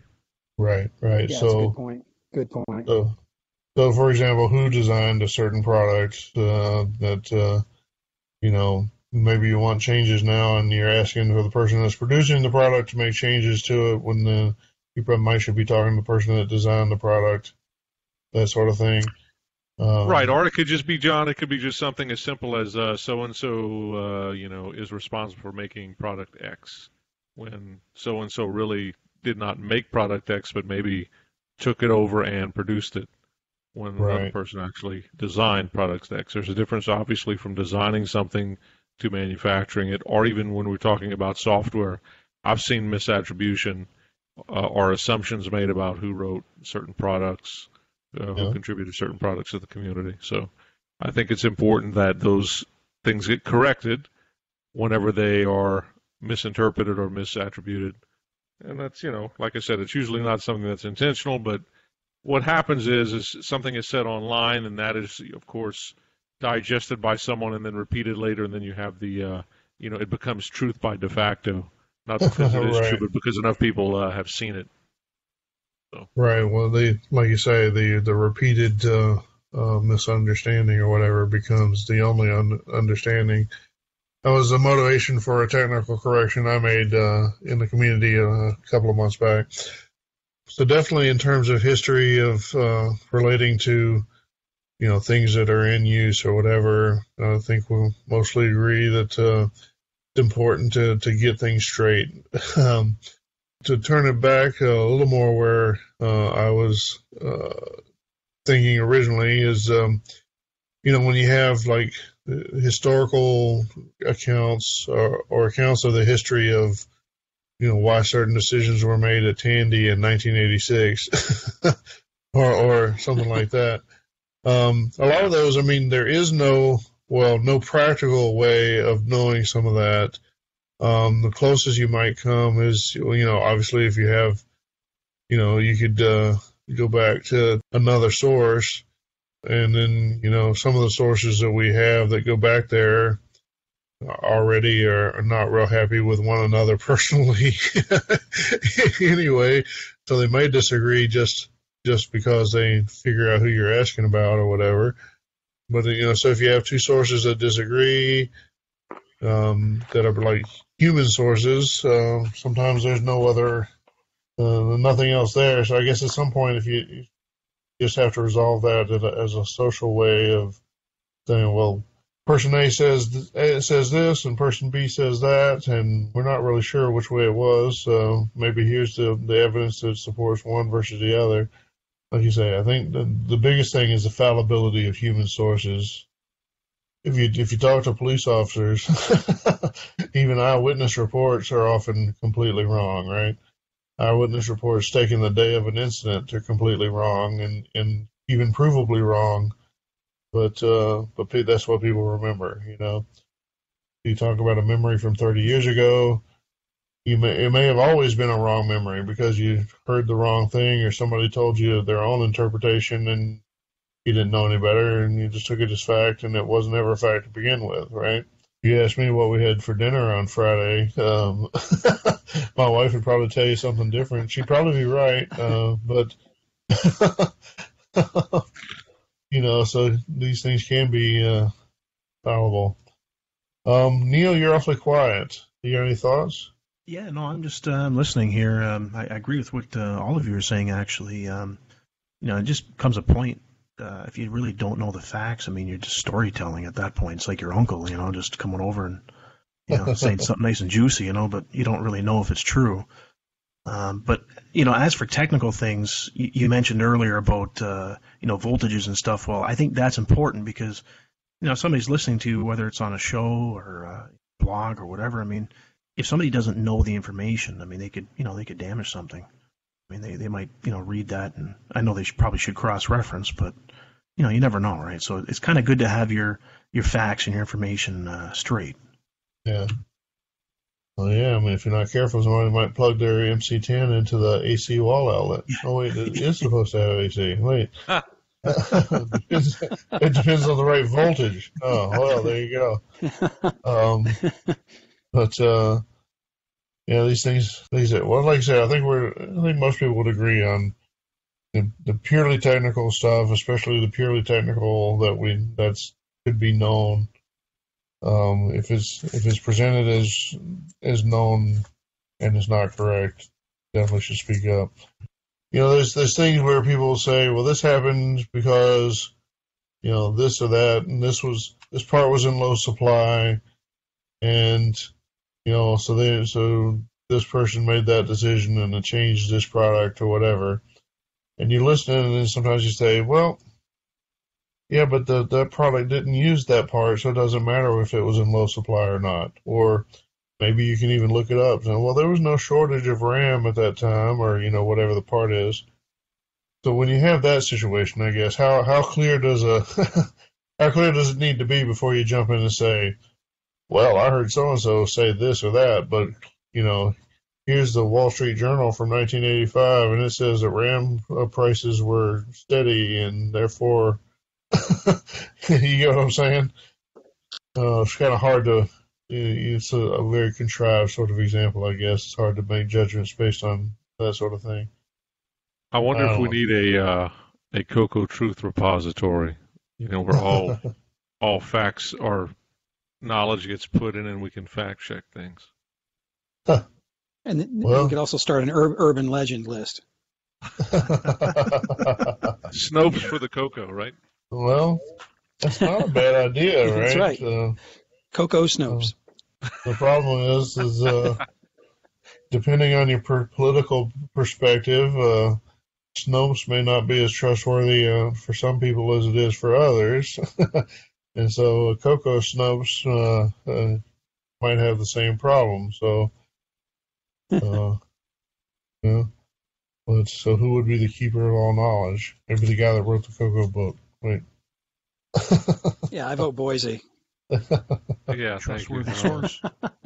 Of course, I could do it, but I'm sure that some people probably would not agree with that either. So, the job pays just as well as any other CoCo job out there. Well, there you go. That's right. Well, there you have it. And when you hear a historical claim made about the CoCo, then the recommendation now is to send email to boise@cococrew.org. And we know there won't be that many emails because nobody can spell his name. That's the name, that's right. Yeah, that's Boisey, by the way. Yeah. No, that's false news. But all right, well, I was hoping for something more illuminating and lively, but I think we may have beaten this one to death. What do you guys think? She's down. She's down. All right, well, let's call this one to a close. We'll take another little break and be back with the rest of the show. Boy, the cartridge games we played. All the aliens we slayed. Man, it was your own arcade. Those were the days. Loaded games from tape cassette. Floppy drives incurred deep debt. Wasted time with no regret. Those were the days. And you didn't need a hard drive then. Line printers replaced your pen. Mister, we could use a man like Charles Tandy again. BBS's ruled the day. CompuServe took half your pay. Fed it all in 64K. Those were the days. We sat and stared at glowing screens. Typed in code from magazines. Everybody's loyalty was determined by their machines. When you had a job to do, Basic always got you through. accidentally typing new. Those were the days. Hi, I'm Mike Rowan, president of TA Vintage Events. On behalf of myself and the Tandy Assembly organizing team, we would like to thank our sponsors for making Tandy Assembly a huge success. Thank you to Blair Robbins, Eric Dittman, Ian Maverick and the Right Stuff, the Floppy Days Vintage Computing Podcast, the TRS-80 Trash Talk Podcast, the CoCo Crew Podcast, the TRS 8-Bit Newsletter, Fillmore Productions, Bartlett Labs, Windy Systems, and CoCo VGA. Thanks for your generous contributions to Tandy Assembly. All right, CoCo Cruisers, welcome back. This is John with your tech segment for episode 42. 42 seems like a lot of episodes. Maybe it really is the answer to life, the universe, and everything, or whatever exactly that quote was. Anyway, sorry, I've been a little sniffly lately. Sometimes it gets a little worse the longer I talk, so hopefully it won't be too bad. Forgive me if I get a little stuffy. Anyway, what is this month's tech segment going to be about? Well, I thought I would talk a bit about the stack. And in particular, what is the stack or is a stack? I don't know, it's a term that kind of gets thrown around. People start getting a little technical, start wanting to flap their wings and show that they can talk about CPU architecture and assembly language and whatever else. And once you understand it, it seems so natural, but sometimes we forget that there were times when we didn't talk about the stack. And if you're in that position, you may benefit from kind of a slow pedagogy. I love that word. Teachers love to throw that one out. Look it up for it if you need it. But so anyway, what is a stack, or what is the stack? Well, let's start with what is a stack. And so, as I was taught when I was an undergrad, a stack is a form of what's called an abstract data type, meaning it's a way to organize data.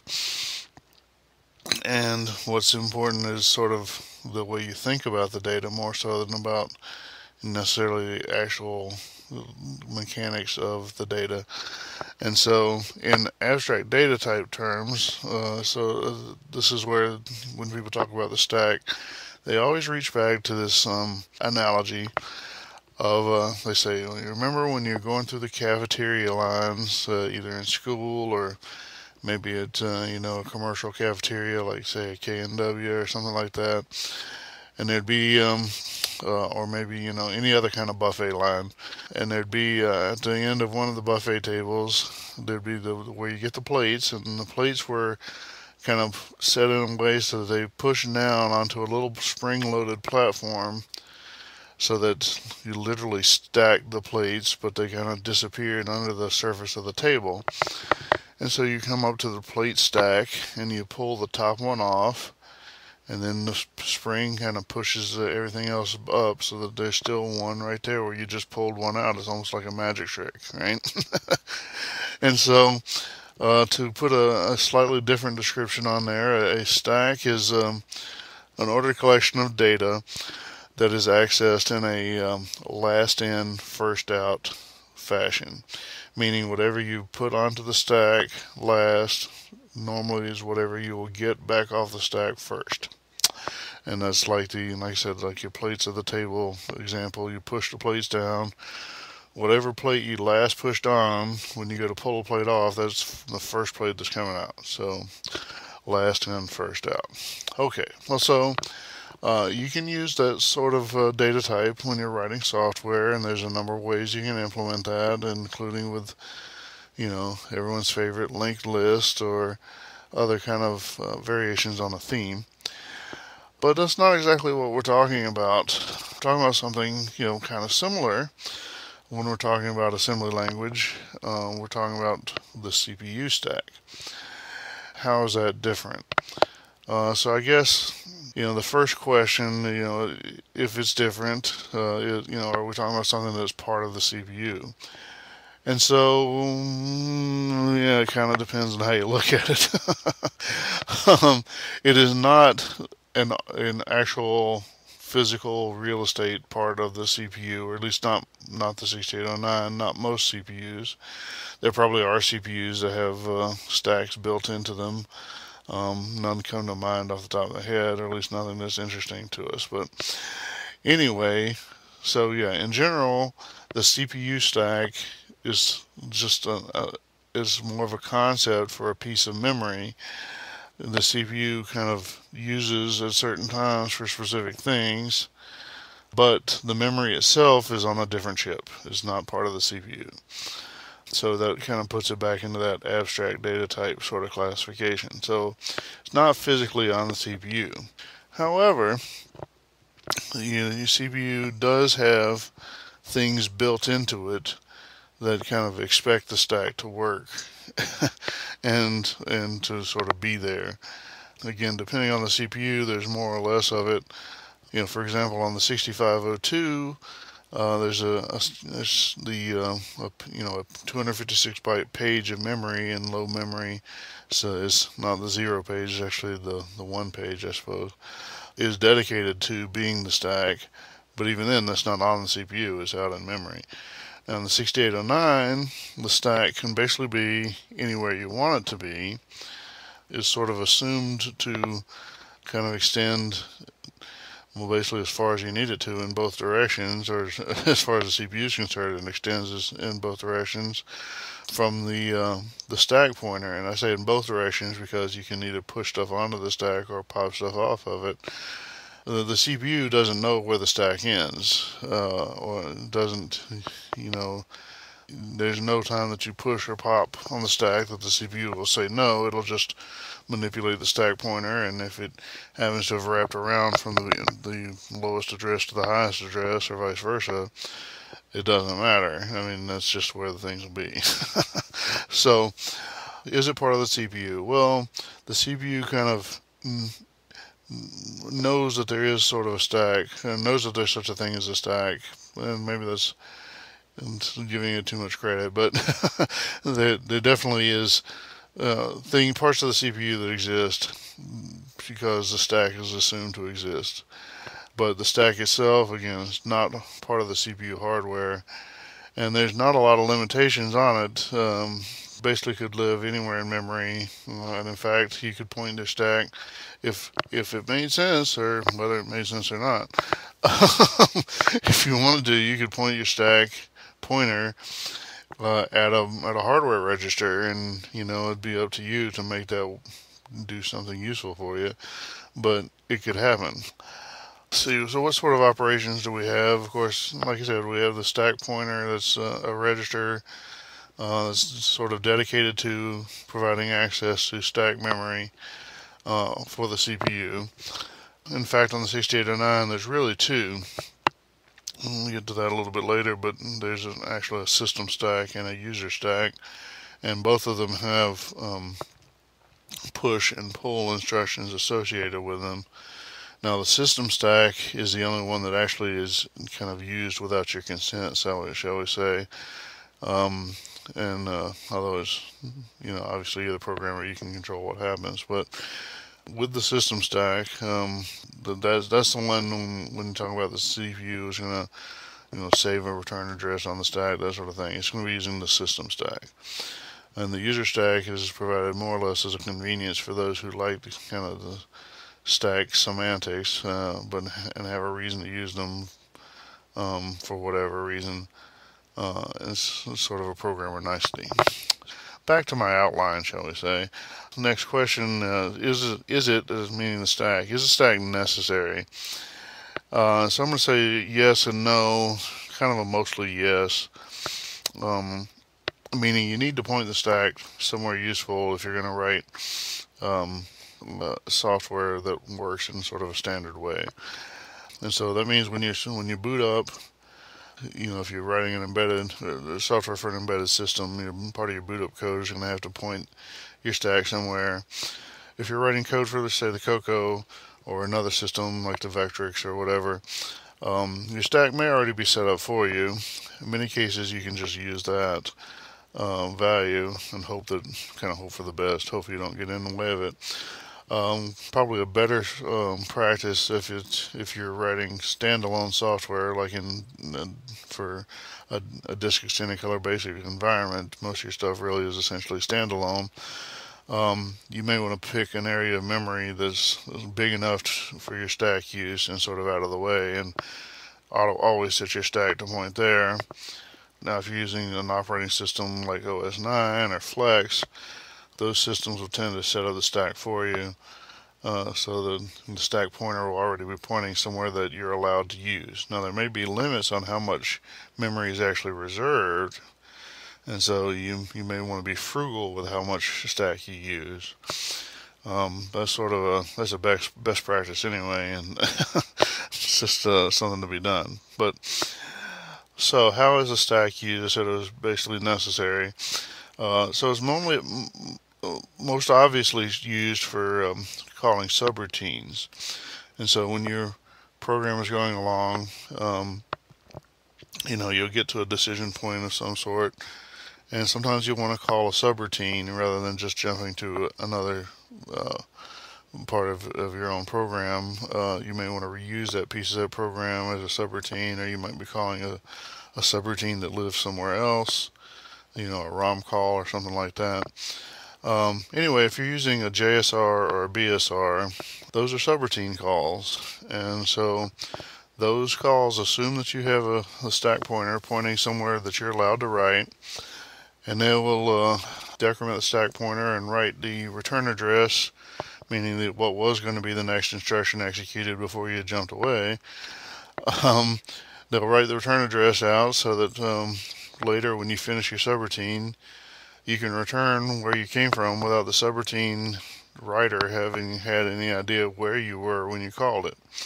That allows you to call the subroutine from multiple locations. It allows somebody else to write the subroutine, and you can just pick it up later. It's probably the greatest invention ever for software development or computer science, software engineering, whatever you want to call it.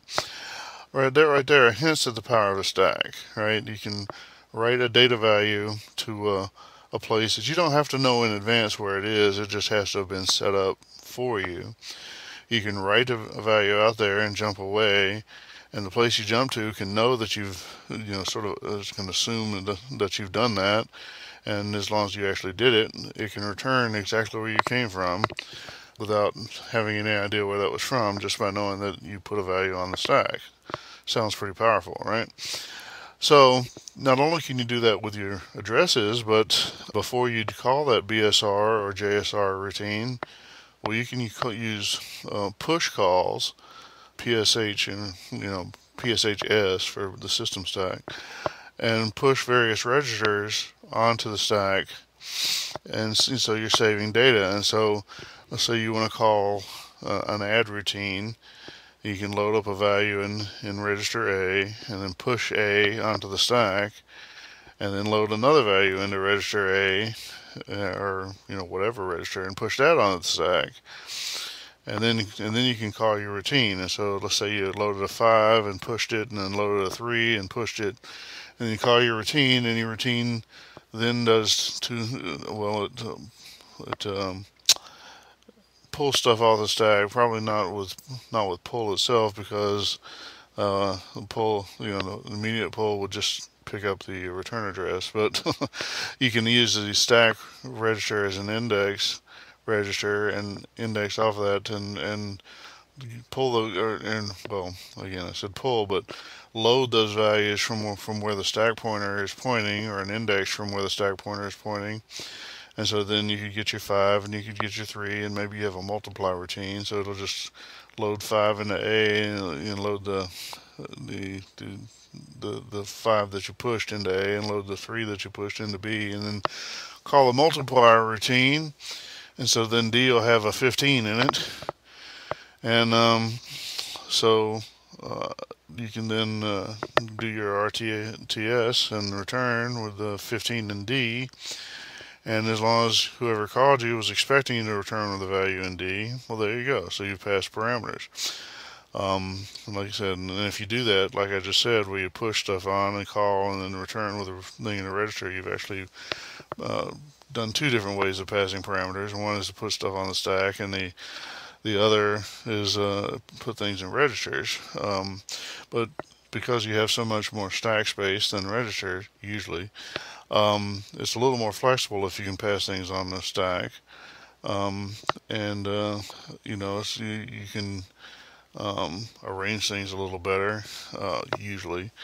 And it's just less management of the registers. So that's kind of cool. So you may have heard me kind of dance around it a little bit there, but when you are using the stack for parameter passing, you have to be cognizant of how else you're using the stack. So in the case of, if you're calling a function, you're not only putting parameters on the stack, the function call is going to put parameters on the stack. So you could think of that as if, you and someone else. In fact, it's really you and you, but, you with your push instructions, and then, the someone else being the CPU, when you do the BSR instruction, the CPU is going to be putting something on the stack. And so then when you go to pull something off, the last thing on the stack isn't really the last thing you push there. It's really what the CPU put there. So you have to be aware of that when you're using the stack for data manipulations. You have to kind of keep track of where exactly is the data that I really put on there. And it gets a little bit worse too if you actually use the stack for more manipulations inside of your function call. So you kind of have to keep a little track. Sometimes you'll need a diagram or something to say, well, the first parameter was here on the stack, it was 2 bytes above the top of the stack at the beginning of the function. And then a little bit later I do some other stack manipulations and whatever, and then at this point in the program, that first value that was 2 bytes above the stack pointer is now 8 bytes above the stack pointer, or below, or above, whatever. It depends on what you're doing, right? Okay, so that was a little diversion of how you might use a subroutine, do the stack during a subroutine call.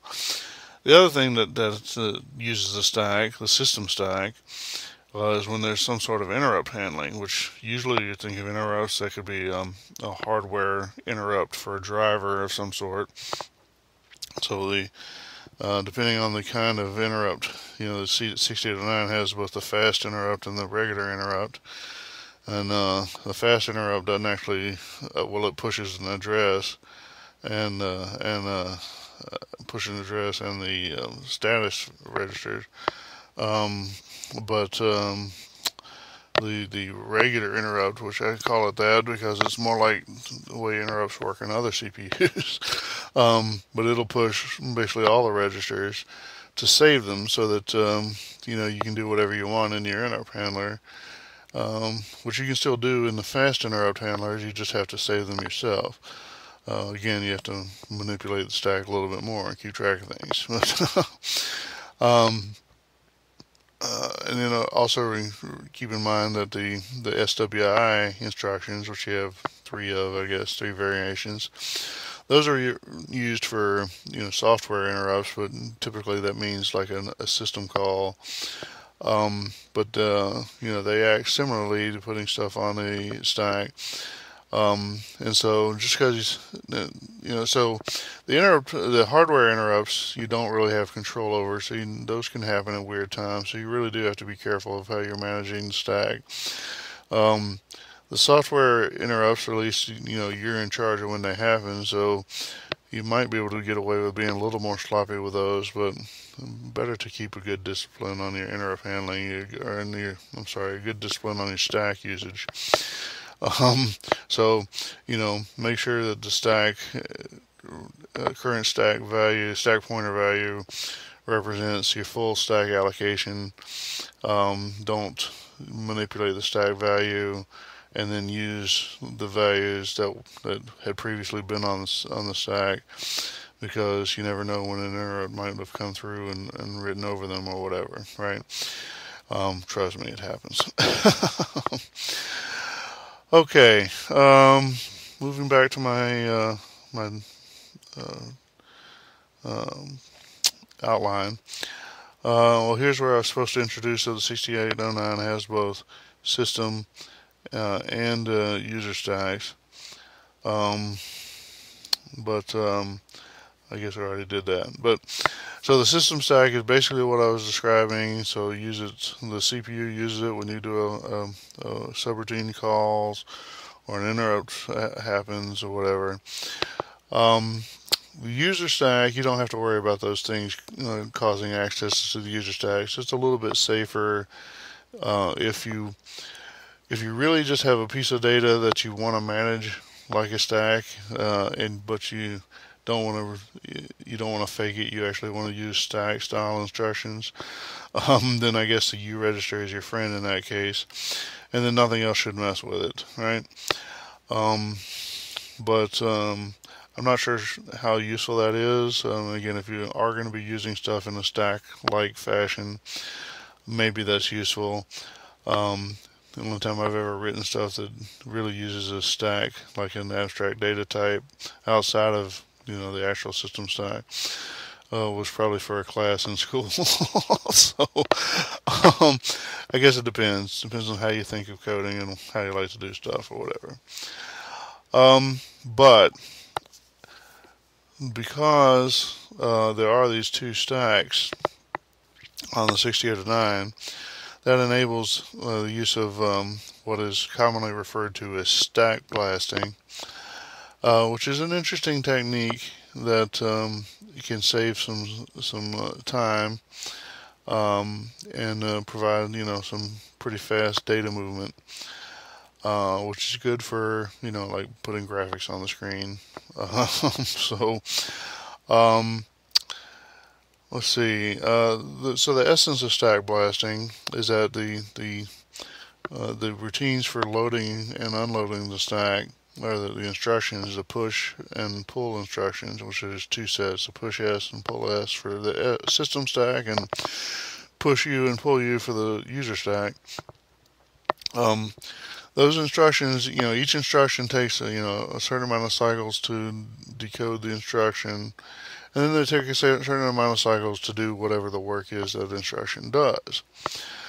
Well, so because of the way they've designed the push and pull instructions, especially use a bitmap to describe which registers are affected by the push and pull. Once you've decoded that instruction, then every extra byte that you use of a register really only takes another cycle, a bus cycle, for actually loading or moving that data. Which is cool because then you don't need the decoding of the extra instructions like you would with a load or a store. And so if you do your pull S with a lot of registers involved, that's a good way to get a lot of data out of memory. And then you can do, say, push U, and then write that data back out to memory. Probably do it in the other, maybe it depends on your situation, but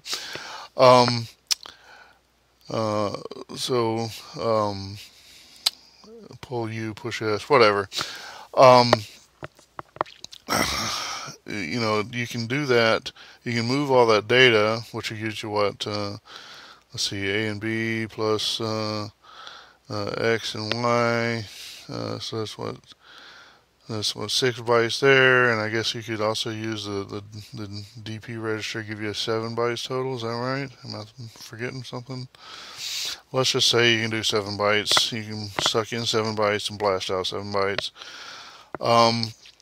And so, you're talking about what? I can't remember. It's like 10 or 12 instructions. It's pretty quick. And so this technique is used quite a bit for high performance movement, and you have fewer instructions per per byte of data moved, and so you have fewer cycles, and it, like I said, it's quicker. Like I said, the trick is basically using the U stack as a source, and the S stack as the U register is a source pointer, and the S register is a destination pointer. Or you could do it the other way around. It may or may not be the best thing, but anyway, you can do them that way and move a lot of data. Now, keep in mind, that the way stacks tend to operate is, when you push, you're actually moving, whatever the register is pointing at. The stack pointer is pointing at a given register or a given value for memory. That would be a high value in memory, and then when you push, it's going to decrement it, making a lower value in memory.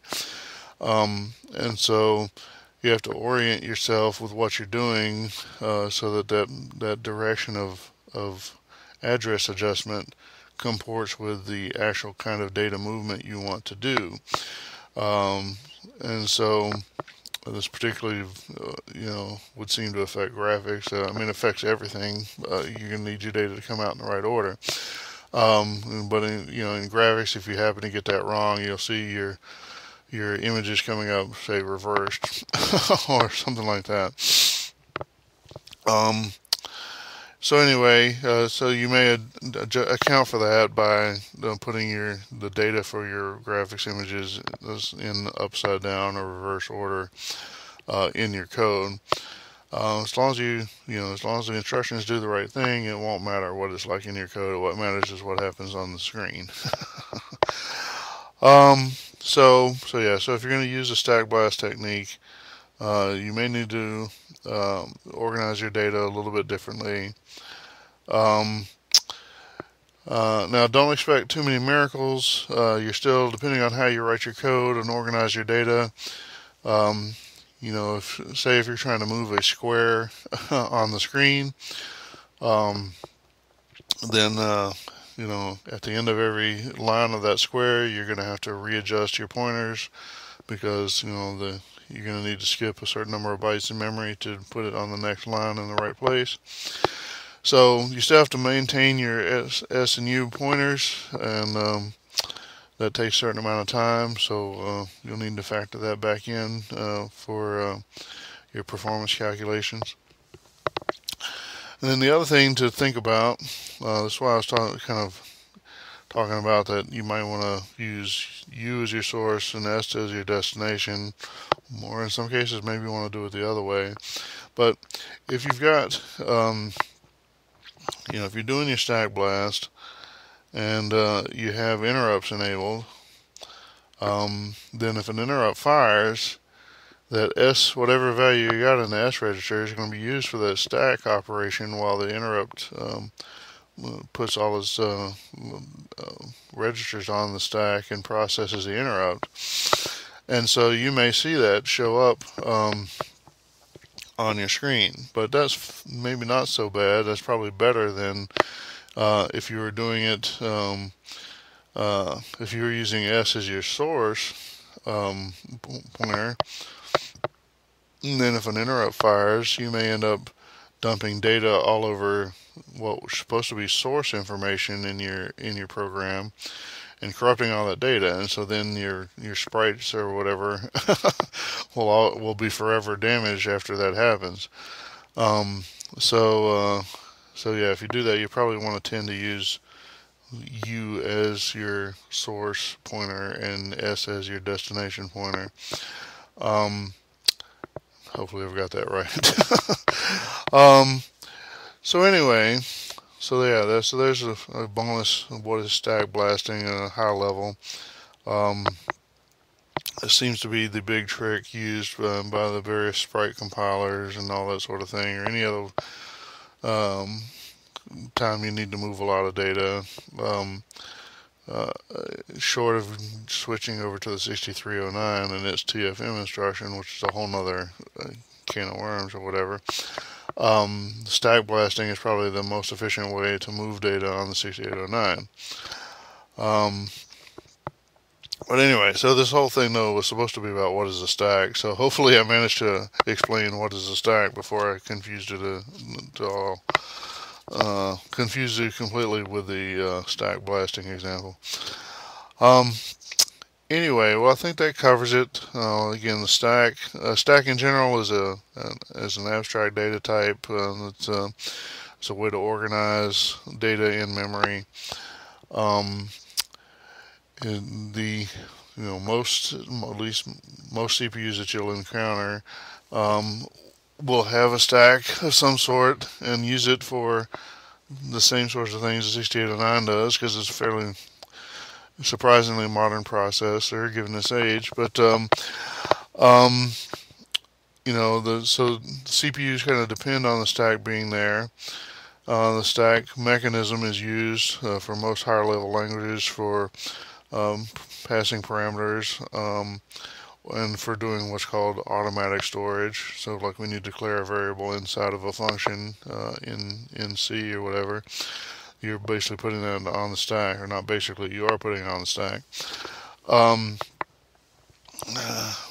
So maybe some CPUs, some compilers allocate things differently, because that's just the way things are with compilers. But anyway, but yeah, so the CPU stack is essentially a data type that the processor and designers depended on being there. So as a system software writer, you need to account for that and set up a stack that's usable by the types of operations you're going to be using as a software developer, as an application software developer. And so it just sort of has to be there for normal operation of the CPU. Now, you could avoid it. Be a lot of pain for no real gain, but it would be possible. But you have to pretty much turn interrupts off and not make any subroutine calls. So, not so good, but it could be done. All right, anyway, that's probably long enough rambling on this one.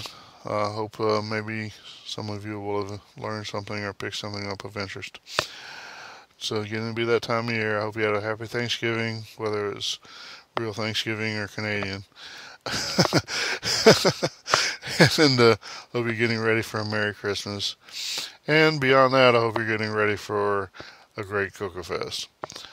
All right, CoCo forever. Take care. Linville out.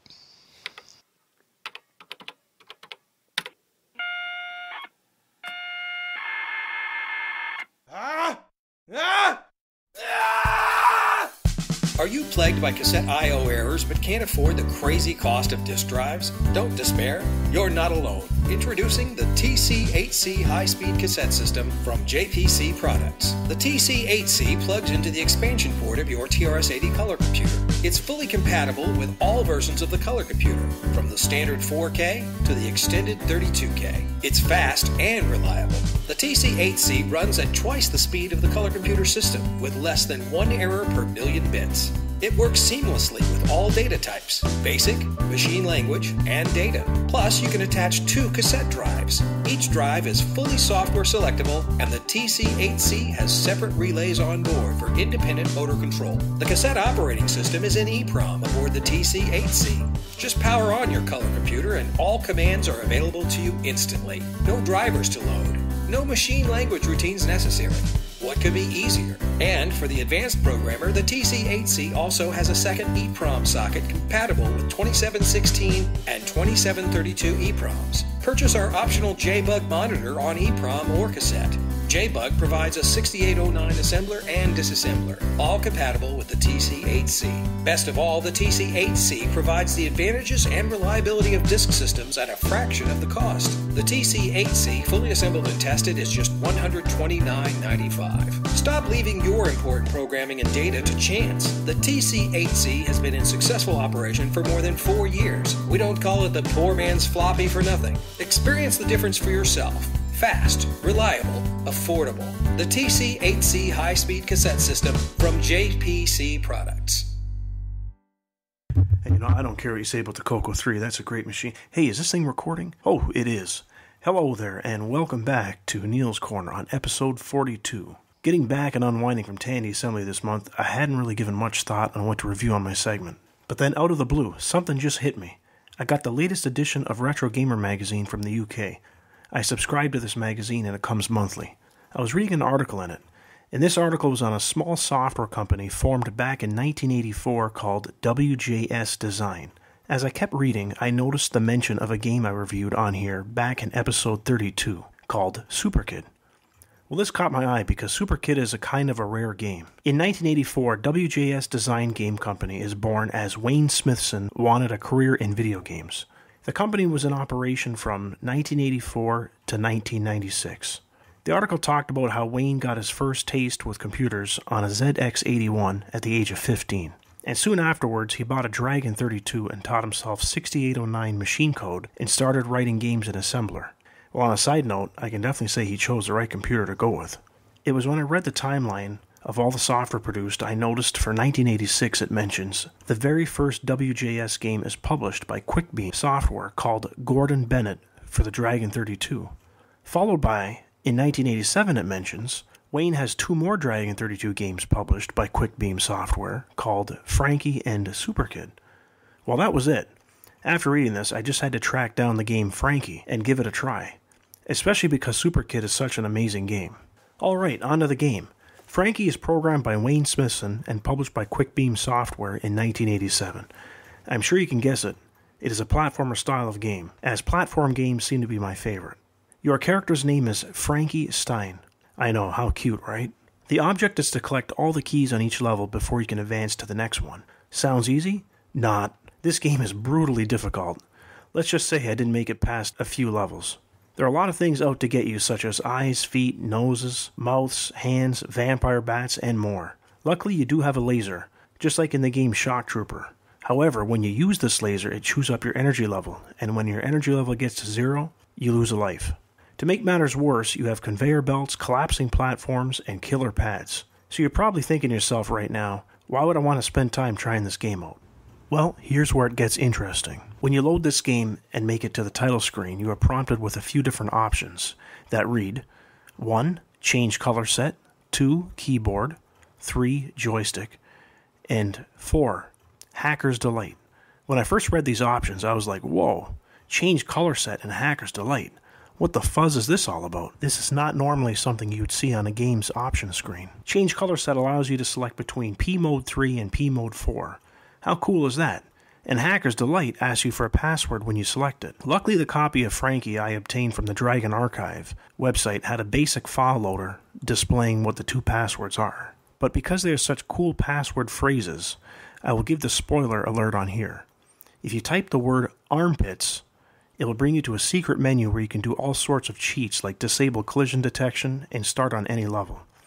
If you type the words hairy chickens, it will bring you to a built-in level editor where you can totally customize any of the 100 levels. Yes, you heard correct. This game has a total of 100 levels. Isn't that absolute craziness? You can really make for some interesting levels with that editor. I was going wacky in it, trying different stuff to see how it would play out. Well, there you have it. Another fun, quirky game for you to load them on your CoCo, or I should actually say Dragon. I haven't tried loading this on my CoCo because the disk image was a .vdk format. I'm sure it will load and work on a CoCo though.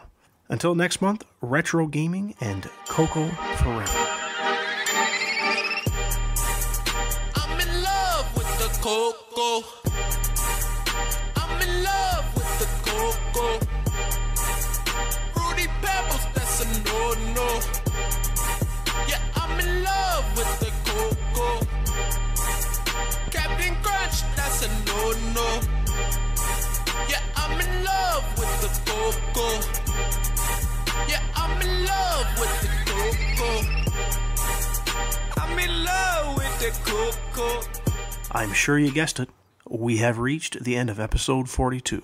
We hope you enjoyed this month's show. If you are bored, feel free to listen to any of our previous shows. As usual, I'd like to give a big thanks to our host John Linville for finding us all these interesting news articles each month and for continuing to provide us with wonderful tech segments. I also like to thank Mike Rowan, or better known as Myro, for slaving away each month editing and creating those awesome commercials you hear. Big thanks goes out to Boise Pete and Ron Klein for being a part of the show now. Last but not least, a huge thanks goes out to all of you who listen and support us each month. Keep your feedback coming in. Honestly, we really do like hearing from you. Well, until next month, retro and CoCo forever. It's a blast from the past. Please listen carefully. CoCo.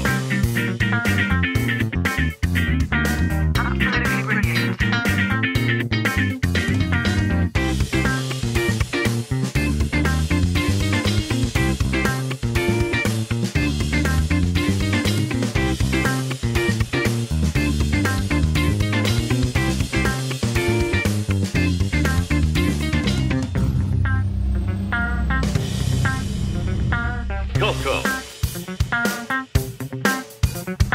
CoCo. CoCo.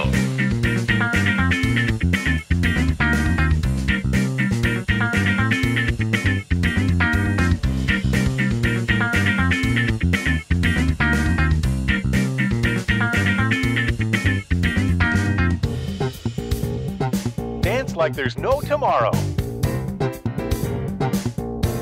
What is this crazy rock and roll music anyway? It's a blast from the past.